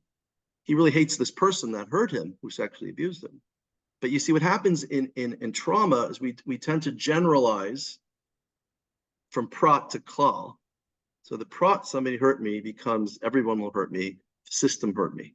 So this IFS works like magic. So can we find other parts within you that does like being Jewish, that does enjoy keeping mitzvahs, that likes Shabbos, that likes kashrus, that likes learning, that likes yontif? I want to discover different parts. So as opposed to looking at a person religious, not religious, there's different parts. There's a religious part. There's a part that yearns for meaning. There's a part that enjoys it. There's a part that's very hurt. So the very lashon that I use in IFS really helps a client like the one I'm mentioning right now. It's not Yiddishkeit, yes or no. It's just some things I like and some things hurt me in the system. And let's try to walk through ideas for such a person, how he can get back to some empowerment. Exactly. Let's try to find out other things we'll discover. When you talk to, one of the things I ask my clients when I meet them, and it's a bit strange because they're talking about their depression, their anxiety. I say, what are the type of things you like doing when you're having fun? And when was the last time you had fun? And they could tell you things. They could tell you exercising, I felt better. Visiting friends make me feel better. So they're really giving me the keys, these other parts of themselves. So I'm going to talk a lot about in therapy, well, how can you exercise more? And can you pick up the phone and call your friends more frequently? So I'm going to look for those other healthy parts and bring them out into the front of the session and see if they could focus on those healthy parts. So parts theory really helps people break down and get out of that mono-mind and start finding resources they just buried for many years. And we can ask the part that was hurt what it needs from us now. And 100%. The example that you brought up is pretty heavy, and to be able to heal that with IFS. Well, I haven't gone there with him yet, but when I get to that part that was sexually abused, I'm going to ask that part. I'm going to ask that part. Is there something that could have helped him then, that he needed then, that you could bring to him, if he was there with you? And now again, this is imaginary. If he was there and he could tell the perpetrator stop, just imagine, how would that make you feel right now? And you could tell that part of yourself, I'm going to be there with you. You don't have to worry anymore. It's never going to happen again. I'm going to take care of you. I'm here for you. So that's what we'll probably do with that exile. But again, in the case of sexual abuse, we got to go really slowly. We don't move in fast. Those really painful exiles, those raw spots, so to speak, we do with tremendous respect. And he's too involved in his protectors, his rigidity, his anger, his depression, and other things to talk to his exile yet. So I haven't gotten there to the exile. We're still dealing with those protective parts that keep them away from feeling things. Mm-hmm. But they can be healed. People, I want to mention this thing. We have this term post-traumatic stress. Ready for this? We also call it post-traumatic success. Because when I tell my clients they could overcome the worst of traumas, if they're patient, and I'll spend a lot of time helping them, they feel so relieved. They feel so incredible. Like, yeah, I can get over this, even though I don't want, yeah, you can get over it. No, not in all cases. Again, very respectfully. People can overcome, you guys mentioned it before, people can overcome very terrible trauma. Look at Viktor Frankl. For those of you who know his book, Man's Search for Meaning. He went through Auschwitz. He lost his wife. He lost both of his parents. You could read about it in the book, Man's Search for Meaning. What did he do after the war? He could have fallen apart. He could have committed suicide after Auschwitz. He goes back and he writes a book called Man's Search for Meaning. And that book changes the lives of millions of people. The Library of Congress calls it one of the top 10 books of the 20th century. So here's somebody that could have fallen apart. And I mentioned the power of trauma. He takes that power that could destroy somebody. He spends his whole life teaching people how to do what? How to find more meaning in their lives. So we could really, and you mentioned, Osher, I think somebody mentioned before, people, you remember people that went through horrible times, they're able to pick themselves up? You meet people like that. It's unbelievable. Yeah, we had some of the people on the share, some amazing people. It's unbelievable. And so people can take trauma with some guidance, whether it's IFS, EMDR, and logotherapy, Viktor Frankl. I've watched people do remarkable things. Even, I have cases of people at stillbirths that I've helped go on to form organizations, help other people with stillbirths. The people that were in car accidents. There's many examples out there of people, and you'll also notice there's a lot of famous people in the world, leaders of Am Yisrael and others, that were able to transform their trauma and to lead Klal Yisrael. So there's many examples of how we can turn a tragedy into a triumph with some therapy as well. So there is hope. Okay, I know we touched on this again, but somebody sent in a question. I've done a lot of inner work in Baruch Shem in a better place. However, sometimes I find myself feeling so lonely, like I'm missing something internally, a deep sense of confusion. It's hard to explain the feeling, just a sense of loss. What is that part? What is that part? It could be a part of emptiness. Viktor Frankl calls it the existential vacuum. It could be that part.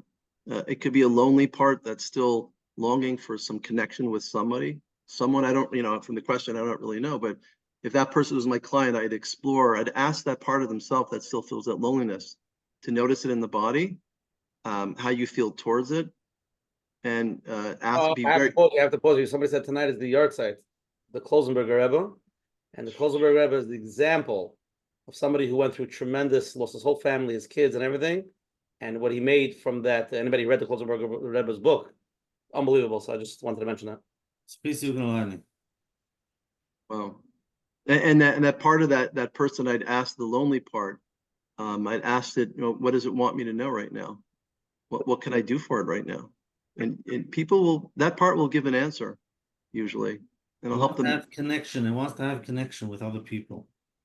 It could be. And how can we get more connection will be the question in therapy right now. How does that part connect to other people? Social anxiety. I can't make that phone call. Well, a part of you has social anxiety. Oh. So we'd ask that part if it would step back for a minute, give some space, and allow the self to make that phone call, right now. What would it take? But first, it has to step back the anxiety. You have to notice it, create some space, and talk to it and respect it. That part that's scared to call up other people, you could ask it where that's coming from. It probably came from an exile where they may have been, it's unbelievable. If you had somebody once in your life that was rude to you, all of us here have had a teacher that said something kind of mean to us, and it kind of rings throughout your life. I don't know if you've had that experience. I found in trauma therapy and working with my clients, like one person said one thing to you 30 years ago, it's still true today in your mind, right? That's his drive. If the teacher said they're not going to be successful, then they're pleasing or they're overworking. Well, that's the teacher's part, perhaps. That's became your part. Their whole life, they're walking around with that voice. Yeah, somebody could have been critical of you as a child about something important, and your whole life you're criticizing yourself. You just don't know, where that voice is coming from. It's probably there. You just have to start talking to it. And I find people when they talk to these parts, they start going, "Oh, this part's been there for so many years. I don't want that part to play such a domineering role. I'm willing to listen to other parts or respectfully ask that part to kind of back off and give me some space to experience other things." It really frees them from that insult that they got many years ago. But I think it's important to mention, like we mentioned till now, the compassion, to be able to listen, because many people, they just want to, they're in pain. They just want to get rid of it. Okay, let me talk to the park. Okay, stop. If you're in that mode, then you're in the wrong place to do IFS. Well, I think, Coach Menachem, you'd be great at IFS because you speak with such compassion. Thank you very much. But I'm saying when people want to do self-help, they have to realize that just to do it because you're in pain, and I want to get rid of it, and I want to talk to the person, and just want to, you're missing that, like, what I hear from you, Rabbi, somebody sitting in the therapist's room, they can guide it. Wait, don't run, give it some time. Exactly. But the way Breathe. you're speaking so compassionately is as the way we'd speak to our clients. And then they feel that compassion from the therapist. Then you ask them to share that compassion with themselves. It's a wonderful feeling when you get the right person with the right amount of compassion. You start doing that to yourself more frequently. The critic inside starts calming down when it hears more compassion. Very good. Here's a question. My struggle is with my kids that are struggling with Yiddishkeit. One of them is completely not observant anymore. How can these concepts that we're discussing tonight help me and help them? Well, in terms of her, helping the parent, the end result is we want that parent to be free of shame. They're probably feeling some shame, maybe a feeling of disappointment. And I'd have them look at other parts of themselves which are loving and caring, and they tried their best with their child, so to speak. So have a little more compassion. I mean, there's so many forces in the world which pushes kids towards at-risk behavior today. The culture around us, our cell phones. We could be great parents. Our kids, we could filter our kids' phones today, do everything we can to protect them, but somebody else shows them their phone that isn't filtered, and they get damaged and they feel terrible about themselves. So, we want to help the parent listen to themselves, deeper parts of themselves, respect that shame part, and ask it to listen to it, ask it what it's feeling, ask it to pull back a bit, to allow the self to emerge, because really the child just needs a lot of love and compassion. And then the child needs somebody to talk to, let's say using IFS, to talk about these different parts. I mean, every kid is good, right? Ultimately, when they get started, but something happened to that kid along the way that you couldn't control. And so we want to talk to those different parts of that child as well through IFS. We want to ask the child, what's it rejecting? That rejecting part in the self, where is it coming from? What is it feeling like right now? And then we're going to get to the exile of the child. So assuming that every child is a good child, where did the breakdown begin in the child's life? We want to talk to those parts. That's the exile we're going to find out. No one leaves Yiddishkeit unless they're really traumatized by something, usually. Few people leave Yiddishkeit for philosophical reasons. Most people leave it, just from my perspective, because they're hurt by somebody. So in IFS, we could find out, where did the hurt come from, and actually talk to that person. They usually tend to heal when the exiles talk to. We just have to get them in the room or give them an IFS book to start. I would suggest No Bad Parts might be a book a parent could give their child to learn about. And even the title says No Bad Parts, like I accept all of you. And you've had some great guests on the show, like Shimon Russell and others. I mean, we're all saying the same thing. We have to get into a deep sense of acceptance, of compassion. The one thing that may heal our children is if we can get into that state of mind, less critical. It's the only way to bring them back is through love, through ropes of love. That's how we do it, through more compassion to the different parts of them. Somebody wrote the parts concept. I feel is basically saying that every person is a good person. Besides, there are bad parts in them, which means everyone could do whatever they want in a certain sense. Oh, that's just their bad parts. Is that basically like a cop-out way of looking at it? Yeah, Chas v'shalom. We're not saying go do bad things because there's a bad part that wants to act out right. No. We have to be ethical and responsible as well. But we want to understand, why is that bad? Why does that bad part want to do what it's doing right now? That's what we want to understand. We don't want it to continue doing it.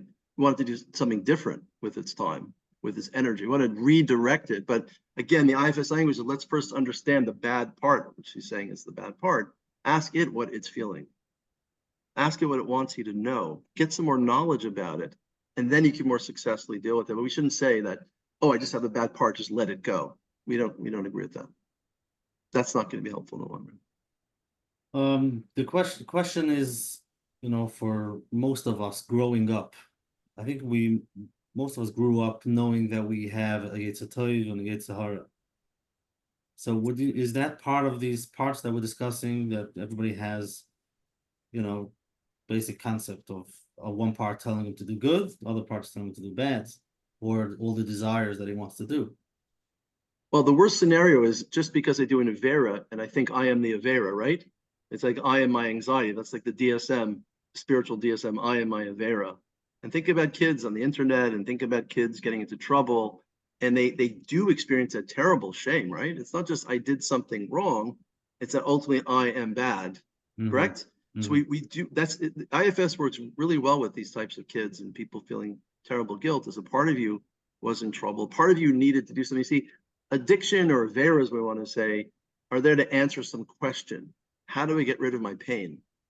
So I can look at addiction as a failure, or I can look at it as coming from pain. I think most Averas come from pain. They don't come from people being bad. They're trying to get something that they shouldn't get because they're not feeling good. So we want to listen to that. We want to get into dialogue with that. This is what Schwartz was saying. If we respect it and understand it, it tends to calm down. Well, they have Especially what happened to the Yetzer Hara? Yetzer Hara is pushing a person to do, you know, things that are wrong. Yeah, but usually it's pushing a person, from my perspective at least, it pushes people to do something wrong when they're feeling bad, which, you know. So that's what we're going to talk about. It's coming from a feeling of worthlessness, being helpless, or feeling terribly unlovable, or out of control, or can't control it. That's where it's ultimately coming from. As a therapist, I want to find out, where is it coming from right now? It's coming from pain. It's coming from a negative self-belief usually, or damaged part within that person. So I want to help them understand where it's coming from. But again, in IFS, once it's understood, it tends to calm down. It will not be as damaging once it's understood. Now, the Gemara gives some great examples. If a person has anger, what does the Gemara say? So he's become a shaykhet. That's a perfect example of where we're rechanneling that energy. Within the, what's that? The energy. The energy. It's tremendous energy. Nefesh Bahamas, as we call it in Chassidus, is tremendous energy. We don't want to look at it as terrible. It's just tremendous energy. What I do with it, it could destroy me, or I can harness it to become a shaykhet. I can harness that intellectual energy, which shuts me down from feeling things. Now I could free it up to finish the Masechta and Shas. So again, we want to help our clients. This is very important. Therapy is not just about taking away the bad. We want to help them do more good. And that's why I focus a lot on my therapy with Viktor Frankl and Man Search for Meaning. Viktor Frankl said that therapy, logotherapy, or the therapy of meaning, comes to complete other psychotherapies. Meaning, once I've taken away the pain, then I'm still left with this vacuum. What do I do with all this new energy? So now we want to turn the therapy into discussion. How could you use your energy more effectively? What good do you want to do? Connecting to others, loving someone, experiencing something. And according to Frankl, when facing inescapable suffering, we can still change our attitude. So maybe one wants to change their attitude towards something in life. So once we remove the bad, we also need to get them toward utilizing the good as well. IFS fits beautifully with logotherapy and the therapy of meaning. Okay, let's go to a live question, okay? Hi, Amir. Hi. I'm a little embarrassed, but I'm going to be transparent. I was listening to the lecture tonight. First of all, I can't even say how much chizik I get from these lectures every Sunday. But I realized maybe it could be helped with, you know, your IFS approach. I'm an adult many times over, and I have a terrifying fear of being alone, like at night in a house. Terrifying fear, almost like embarrassing. It happened tonight again. I was alone somewhere, and as I was thinking about the lecture, I was thinking, yeah, I know it's a child part. I kind of can maybe remember when it happened that I was very scared, and yeah. And that little child part of you that felt very scared, if you were to speak to it right now, which I'm not asking you to do because we don't have enough time, but if you were to speak to it, what do you think it would want from you right now for it? What would it like you to do for it right now? That part of you which is scared. What does it need? It's such a terrifying fear. I can still feel it. I don't think I was aware as a child It could be because I'm in therapy and I'm, being pushed to let myself feel. But there is such a terrifying fear. You know what? If I'm not embarrassed to say, there's sometimes like this fear of like when I was maybe like 12 or 13, besides having gotten very scared being alone in a place and something happened. My father had me read like Kava Yusher and which other Mississippi as a 12 or 13-year-old, and is literally today this feeling was maybe there are Shaidim and Ichas here in this place where I am. I'm an adult many times over, like, and it's like I never thought about it this way. I was listening to the lecture and then I said to myself, maybe you could get help for this. Like, this isn't normal. Yeah. And if you were to ask that part of yourself that was alone and scared what it needs from you now, what do you think it would say? Just take a second. What does it need from you? Right now, what came up for me when I was thinking about it was, I know that my father didn't mean bad, but I would never tell my 12 or 13-year-old to read things that I don't think it's for a child that age. And like that part that is like literally afraid that are like bad dichas. Like, I mean, it's embarrassing. I sometimes when I want help, I'm like, okay, I don't care. I'm gonna ask. I don't know what to say. Let me just clarify his question. You're going back into the logic about what you wouldn't do for your kid. But right now, you talking to that fear yourself. What would that fear tell you that it needs from you now? Not about your kid, about you. There's a real fear. There's a real fear. Now, if you could talk to it and ask it, what does it need? What does it need to feel safe or better? What would it talk to? If you could go back to that room, I think you're referring to a room or a bedroom you were raised in, where you were scared. If you go back in right now, and if you're talking to that part, and you would ask. It was a house that was like a haunted house. A haunted house. And we once had, like, I was 12 or 13, my parents went away. I was babysitting. We had a cat come in from the basement. And I also think that part of reading about Shaidim and Ichas, it sounds crazy, but today it clicked. It's like that fear, the aloneness, the fear. And I've had trauma. I've had other trauma too. It's still in my heart. When I maybe stopped thinking in my brain for a second, I probably needed one of my parents to be there and to hold me and to calm me down. But that never happened as a child. So could I ask you to imagine for a second, for a moment, have those shin dalids, ask them if they're able to pull back for a minute and maybe ask if they'll sit in another room for a minute. Can you ask them? See what they say. What? It's a perspective. It's a perspective. Yeah. So let's say that they're able to sit in the other room for a few minutes, and do they have permission? Are they going to give you permission to talk to that scared part of yourself? Would you let them? Just for a minute. I can't even think. This has been like a fear that is like, I can't explain it. Right. 25 years of therapy. Still in that room. If it's still,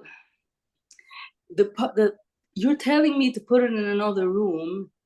It's like opening my brain to a perspective that maybe it doesn't have to be me. Like, it's kind of like where I am this like terrified thing, my whole being. Like maybe I can get some distance, some perspective, if I'm making sense. Can you feel that distance and perspective just a little bit, 5%? Yeah. When you asked me to put it into the other room, that's what came up for me. Maybe it's like, like you're saying, a part, not just my whole being is like one piece of like terror. Notice you started like sounding a little happier now. Just wondering, and how do you feel towards that part of yourself that's giving yourself a little more space. How does that feel to create some space from it right now? If I want to be honest, there's a lot of rage. There's a lot of rage. Another part, an angry part, maybe, right? A lot of rage, yeah. A lot of things that should not have been, you know. Could you ask that angry part right now if it's willing to talk to us? Just go ask it and just let it come up and see what it says. What's coming up is I'm terrified of the intensity of the rage. There's been a lot of trauma.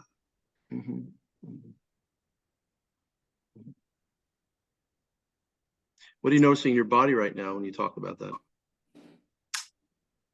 I felt it in my gut. I was able to breathe into my gut. I'm learning to do that, and you know, let it come up like in some shape or form, like a tiny bit. So if you just let it be there for a minute, what do you start noticing? What I'm noticing is, as you're talking about it, that maybe it's a part and not just my whole being feels like out of control with rage. Just a part of you then, right? Yeah, maybe that. How does that make you feel right now that it's just a part of you and it's not all of you? How does that feel? I feel more like an adult. You feel not like an out of control, you know, somebody who's trying to act like an adult, but feels completely, you know, I'm a sham, you know, I'm going around like an adult all day and nobody knows what's going on inside of myself. So that you started experiencing that adult part right now? A little bit more? How does that feel?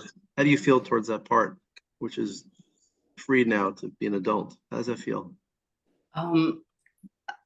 It feels wonderful. I've been listening to your lecture, you know, the whole time, and I listen a lot and I do a lot of things, and it didn't just happen, I think, this minute. I think something happened from listening from the beginning of the lecture. Something started to, you know, about being nice to the parts of ourselves and like, you know, us being like, you know, that I'm not the parts. I think that you're not the parts, right? Right. That raging part or the fear part, how old does it think you are right now? Just ask it. How old am I? According to that part. An out of control 6-year-old. You're 6 years old, yeah. I had sexual trauma at 6, so. So sorry.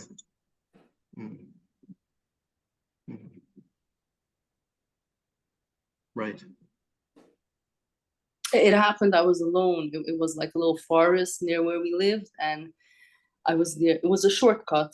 It was upstate and like to the next street, and that's where it happened. And a part of me still feels like that 6-year-old, especially the time of the year, in the summer, like this out of control, like feelings and emotions and fear and whatnot. And trying to live my life as a mature adult, you know, trying to get through life when all of these out of control emotions are there. And if you could ask that part of yourself, if you don't mind, that 6-year-old part, if you could be there with it right now, what would it like for you to do right now? To be there with it, to hold it? Yeah. So could you go ahead and imagine yourself holding that 6-year-old part in yourself? Just go give it a hug for a minute. See, I never got a hug from my mother, so like I have a hard time with it. Right. What are you noticing now as you give it a hug, as that adult part of you, the self, is giving that hurt part of yourself, the exile, a hug? How does that make you feel? That you're the adult? If I want to be transparent, there's some things that I've learned to give myself, and in some ways I'm still punishing myself the way my mother was not able to give it to me. She never got it from her mother. In some ways, there's a part of myself that is still like punishing myself in that way, like afraid to, if it makes sense. I mean, I understand cognitive, it makes sense, but Your mother never gave you that love you needed. She also had lack of love in her life growing up.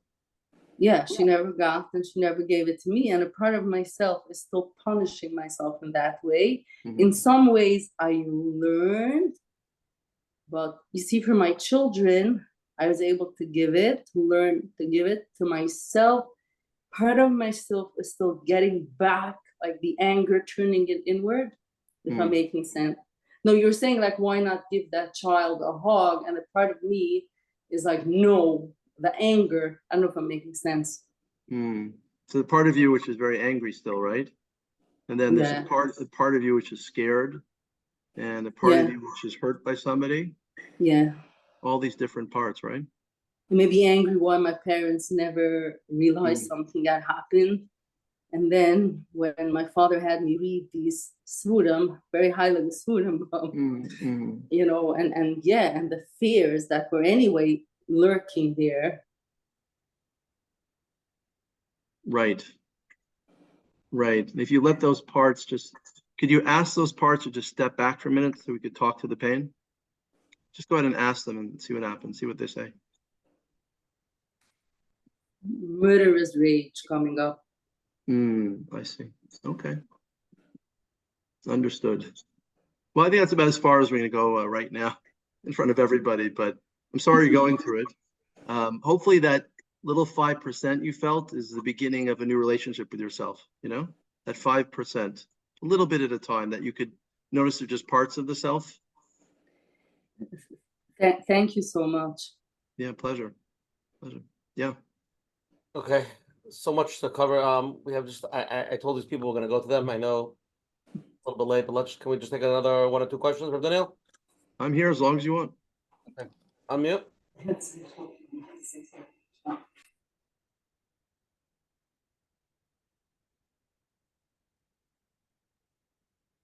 Let's try this one. This is the phone call. 9012. Hi. Hello? Hello. Yeah, you're on. Yeah, this IFS system is a new introduction to my understanding of certain modalities. It seems to me that there are some similarities with like somatic and logotherapy and CBT. Is this like an integrated system consisting some of these parts?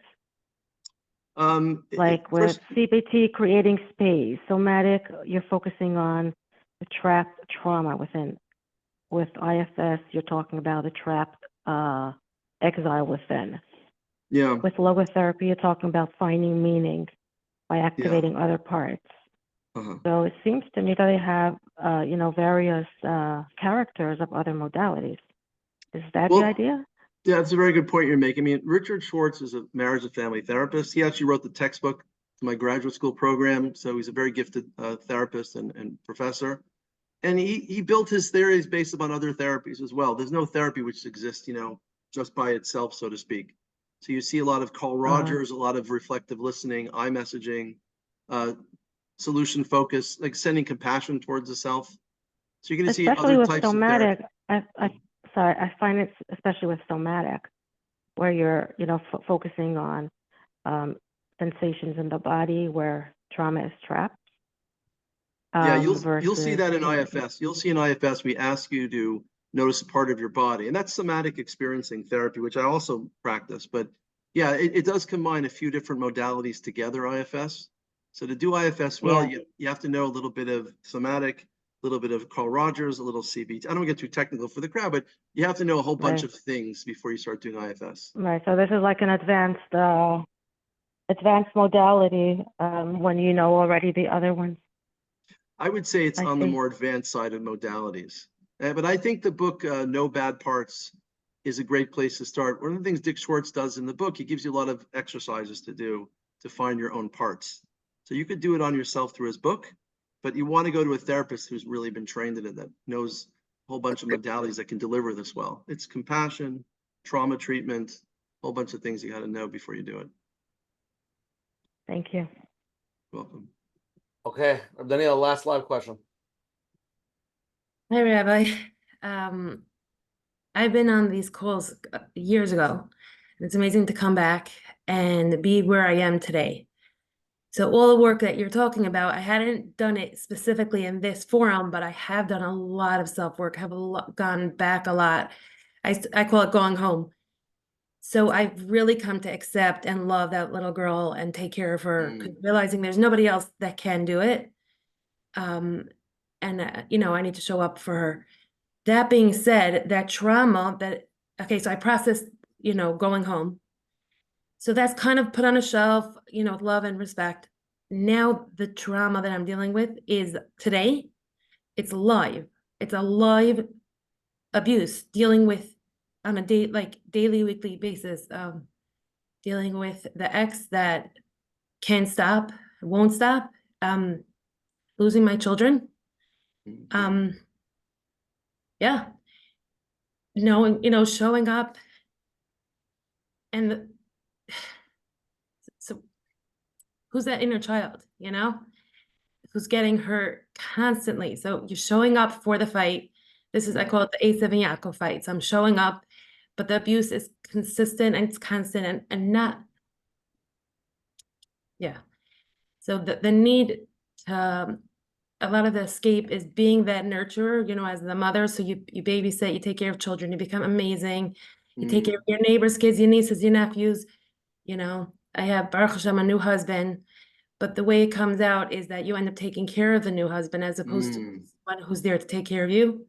Baruch Hashem, I'm not alone. I'm not complaining, but that pain has nowhere to go because if it comes out, a lot of people are very, very supportive and everybody cares, but it's so big. So I end up I have a huge spiritual spin on it and it's my coping mechanism, but the pain has to come out and there's nowhere to go. And it's right there in my lower back.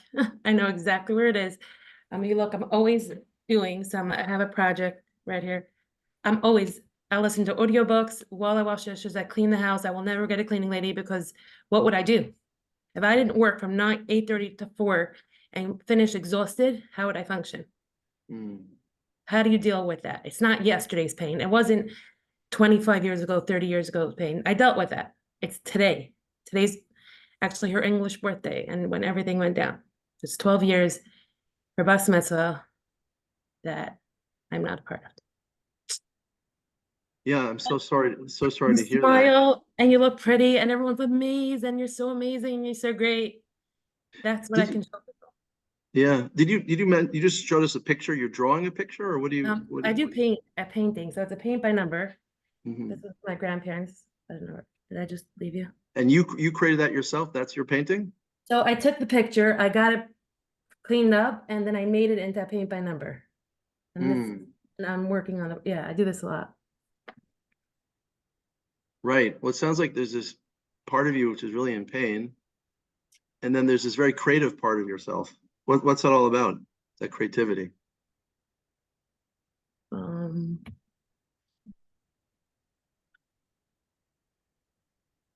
Where does that come from? The need to do, to matter, I guess. You feel like you're more mattered when you draw, when you create? You enjoy that? I escape. I don't know. Like, you know, when you say, what do you like to do? Where, you know, energy, nothing feels good. I eat just to numb the pain, but it doesn't feel good. It doesn't taste good. Nothing's good. Does it make sense? Like I really nothing. When I'm working, I'm in it and I feel like alive and I'm good. But even then I need to eat sometimes just to deal with the pain, to deal with not the pain, the overwhelmingness, but yeah. Yeah, there's definitely a lot of pain. And I'm sorry you're going through it, you know, in the past. And it sounds to be that it's ongoing, right? It's not just a traumatic memory. It's an ongoing pain. Yeah.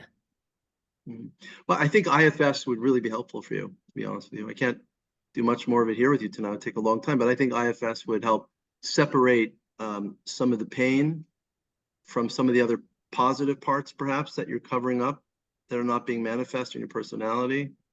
I think that creative part might be part of it. And there might be other parts which we spend a few minutes, we could kind of uncover. I know, I'm great. I'm social. I'm loving. I bake. There's so much I do. But it's that pain, yeah. the pain is the hardest part about the pain is that there's nowhere to put it. And the people that are there with you, they're like concerned, but they want it to be fixed, and it's not fixable. They wonder how it's going when it's not. It's just solid pain. Does that make sense? Like there's It does. Yeah. In sometimes- IFS, we would actually. I just want to understand her question. What I understand the question is not like I have an anxiety that I have to connect to my inner child. It's something that happened to me. Let's say hypothetically I have everything perfect.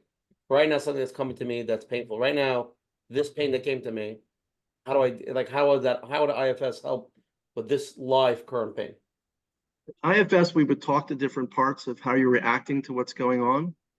We try to separate them out, and our goal would be to give you some space from them, so you'd feel more like the self is running your life in spite of the pain. So that's how IFS would help you. We'd slow it down, listen to the different parts, start showing compassion towards the other parts, and then start healing some of the pain that you're experiencing. That's how we'd work. I guess in other words, I'm kind of doing that already. Spend a lot of time with different parts, but this is one aspect, this part that I feel like I'm there for everybody else, but no one's really there for me, even though everyone loves me. Right. The caretaking part, You're there for everybody else, but nobody loves you. Yeah. No, they love me. They just can't hold it for me. Like you want to be able to take it and put it, like someone just feel it just hold it with me, and that's a little bit. Right. Well, you bring out such great, a visual description of it. I would work through that in IFS with you. That part of yourself, a place to put it. Right. It's a great metaphor, and I'd work with you on that to find a place for it. Yeah. We would talk about it, finding a place. We find out where it might want to go, what it needs from you. The IFS would actually be helpful when you get really stuck. But we have to slow it down. You'd have to ask it questions. It would give you answers. We'd start exploring. And again, I know the language because I've done it. I talk to it. I'm very connected, but it's just when you get stuck at that point, and now what? Getting stuck is where IFS starts, actually. Okay. And the other thing is Viktor Frankl's Man's Search for Meaning. Have you read the book? No, I heard about it. Could I suggest you read the book and tell me what you think? Okay, we'll start with that. Okay. Because it deals with some inescapable suffering, like you're going through, like the divorce and the situation with the family. It really is a Holocaust, and I don't want to say it. Sometimes when Chas v'Shalom, children pass away, there's like a closure, and you did what you can do. But when it's like this, it's like an open wound, and it's unimaginable. Well, and I play it down because when people are around you, they can't drown in it. You're dealing with it, you get it, you can handle it, but the people around you, I always find a twisted way to comfort everybody else. And then you're like, you just want to cry, and you're like, I can't take anybody with me. I understand. But I do think, I'd like you to consider reading the book Man's Search for Meaning. It's a very quick read. It's probably like $5 or $6 on Amazon. Take like 2 hours to read it. It's transforming when somebody's been through inescapable suffering like you're going through right now, to kind of come to terms with it and find some meaning in it. And I hope that will be very healing to you. Okay, I'll look it up. Thank you so much. I really appreciate it. No problem. Yeah. Okay, Rabbi Daniel, let's go to the closing part, okay? Wow, what a shit tonight. That's all I can say. Okay, Rabbi Daniel Schonbuch, Unveiling Powers Within. Hopefully tonight a lot of people gained, and we'll get into one second.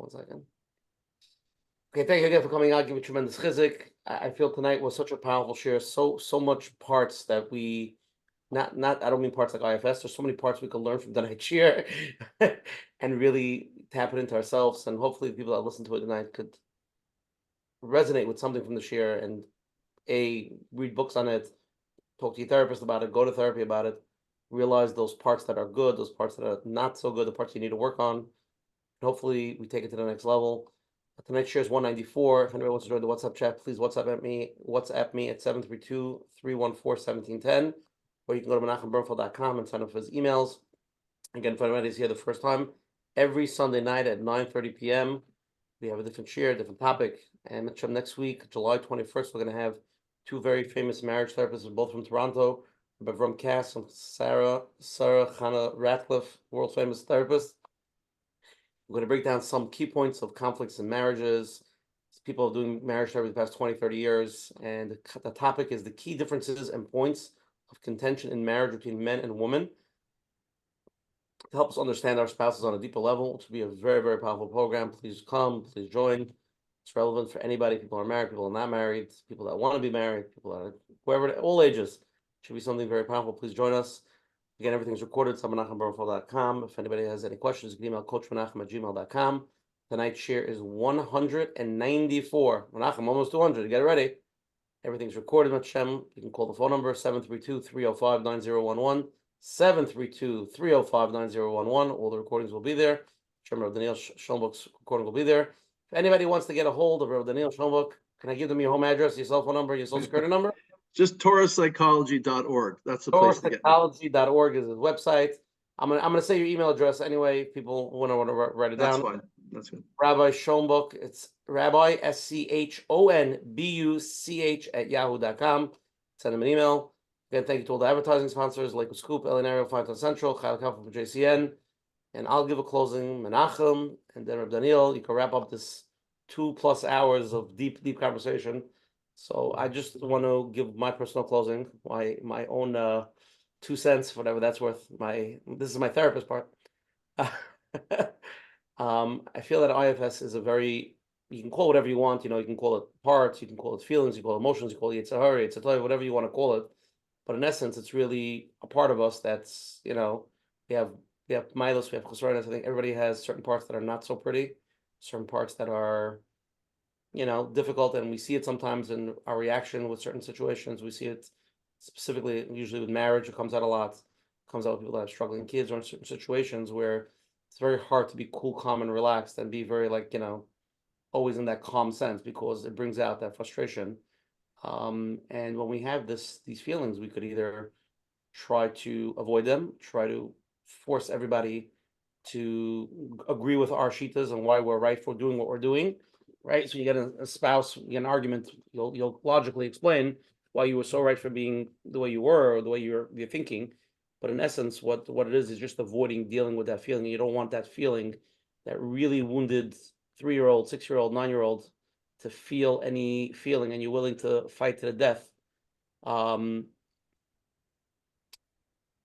with dealing with that. So if that happens, you could either continue your life like that and stick your head in the sand, or try to go to therapy, try to get the proper help, try to talk to it, try to really start the process of healing and understanding yourself. And then with that, hopefully within time, you get to a place where you could deal with uncomfortable situations, things that you'd rather not deal with, maturely and in your right sense of mind. So whatever fancy words you want to use, that you're cool, calm, and content the way you want to be, not the way your reaction is. So that's really my understanding of the goal. And I think if that helped us, Rabbi Daniel, I said this before the show when we spoke, I just feel like so many times marriages, or people get into arguments, even neighbors or people in shul, they rub this part, and this part gets activated and becomes a very nasty side of a person, and that part destroys marriages, destroys friendships, destroys family members, when in essence it's just one not good part of a person. When if that could be addressed and that could be dealt with, and the other person understanding that also could be compassion to that part. It's like I always say this example: you walk into shul and you see this guy who's standing there. He's a good guy. He's a ben Torah. He's a nice person. He has kids. And all of a sudden he's screaming that somebody touched his stender, or somebody like what's going on? It makes no sense. The guy is like, you know what I mean? He's not a crazy guy. He's if we could view it that way versus like, oh, he's just a psychopath, or I don't want to have anything to do with him, I think it would heal a lot of relationships. It would really give us space to be understanding to people, understand that they need to work on that. And for the person themselves, like, you don't want to be like that. You don't want to be the guy in shul screaming like a nutcase because somebody touched something, right? If you see that that's your reaction, there's something wrong, something that's bothering you. So instead of fighting with everybody that you're right and nobody should sit in your seat, try to figure out why it's bothering you so much, and try to come to a healing place. So when eventually somebody will sit in your seat, you won't look like a nutcase and be embarrassed from yourself, from your behaviors. So that's just my concept on IFS. Menachem. Go. Wow, yeah, Rabbi Daniel, I want to thank you. Tonight's IFS idea, I think, is pretty deep, and it's new for many. What I would say, it's number one, a new language and a new relationship with like we discussed, parts Many of us, it's new, and to be able to connect, to talk the language, to hear the answers, and to connect and to forge that relationship with yourself, with all the parts of yourself. It's something new, and like you said, you have to be able to back up, be in a relaxed state with compassion, and be able to put it all on the table, have a discussion, and understand. And like the book is called, No Bad Parts. No bad parts. Just learn, listen, understand. It's saying something. It's been saying something for years. We didn't want to listen till tonight. But tonight we're learning. I have to stop. I could stop, and I could listen and learn new things about different parts of myself. And in a way, in general, it could give a person that good feeling of just on this. Until now, I was confused, trying to figure myself out. But now it's starting to make sense, this because of that. And now I can have a discussion. Why do I feel this way? Great question. Find a quiet place, quiet room, sit down, make yourself a tea, relax, and ask yourself that question. Let's see what comes up. And if you can do that, that's amazing. But if not, find someone, therapist, connect with someone that you can do it with, and in Mitzvah Hashem, it should be able to help us grow in our Yiddishkeit, in our relationship with ourselves. We should be able to take it to the next level, our relationship with Hashem, with us, with our family. And I'm looking forward to use it more. Thank you. Coach Menachem, Rabbi Daniel. Let's hear what comes. Well, I just want to say, we all believe here in a Hashgacha Pratis, right? So if Hashem created trauma, that was last week's shir. Last week's shir was. Oh yeah. Yes. We all believe in Hashgacha Pratis. So there's a lot of pain in the world. We just saw some big pain last night, Pennsylvania, and there's a lot of pain in the world there. It's Israel and people's lives here and anti-Semitism. But since we believe in Kadosh Baruch Hu, we know that He also created the refuahs. So I can tell you, as a therapist and as an author for many years, there's a few therapies which I think can really help people's lives, and I would say therapies like IFS, somatic experiencing, EMDR, and Viktor Frankl's logotherapy, all the refuahs, and this Baruch Hashem, we delve into them long enough, we're going to find a lot of answers. So I want to wish you tremendous success in your show and a lot of refuah by using all this chachma in the world to really help people's lives. So good luck to everybody in exploring that. Amen. Okay, Shkoyach, thank you everybody for coming and spending our Sunday nights together. And Menachem, we'll see everybody next week, July 21st, with Rabbi Avram Cass and Sarah Chana Radcliffe. Good night, everybody, and good night to Rabbi Daniel. Thank you.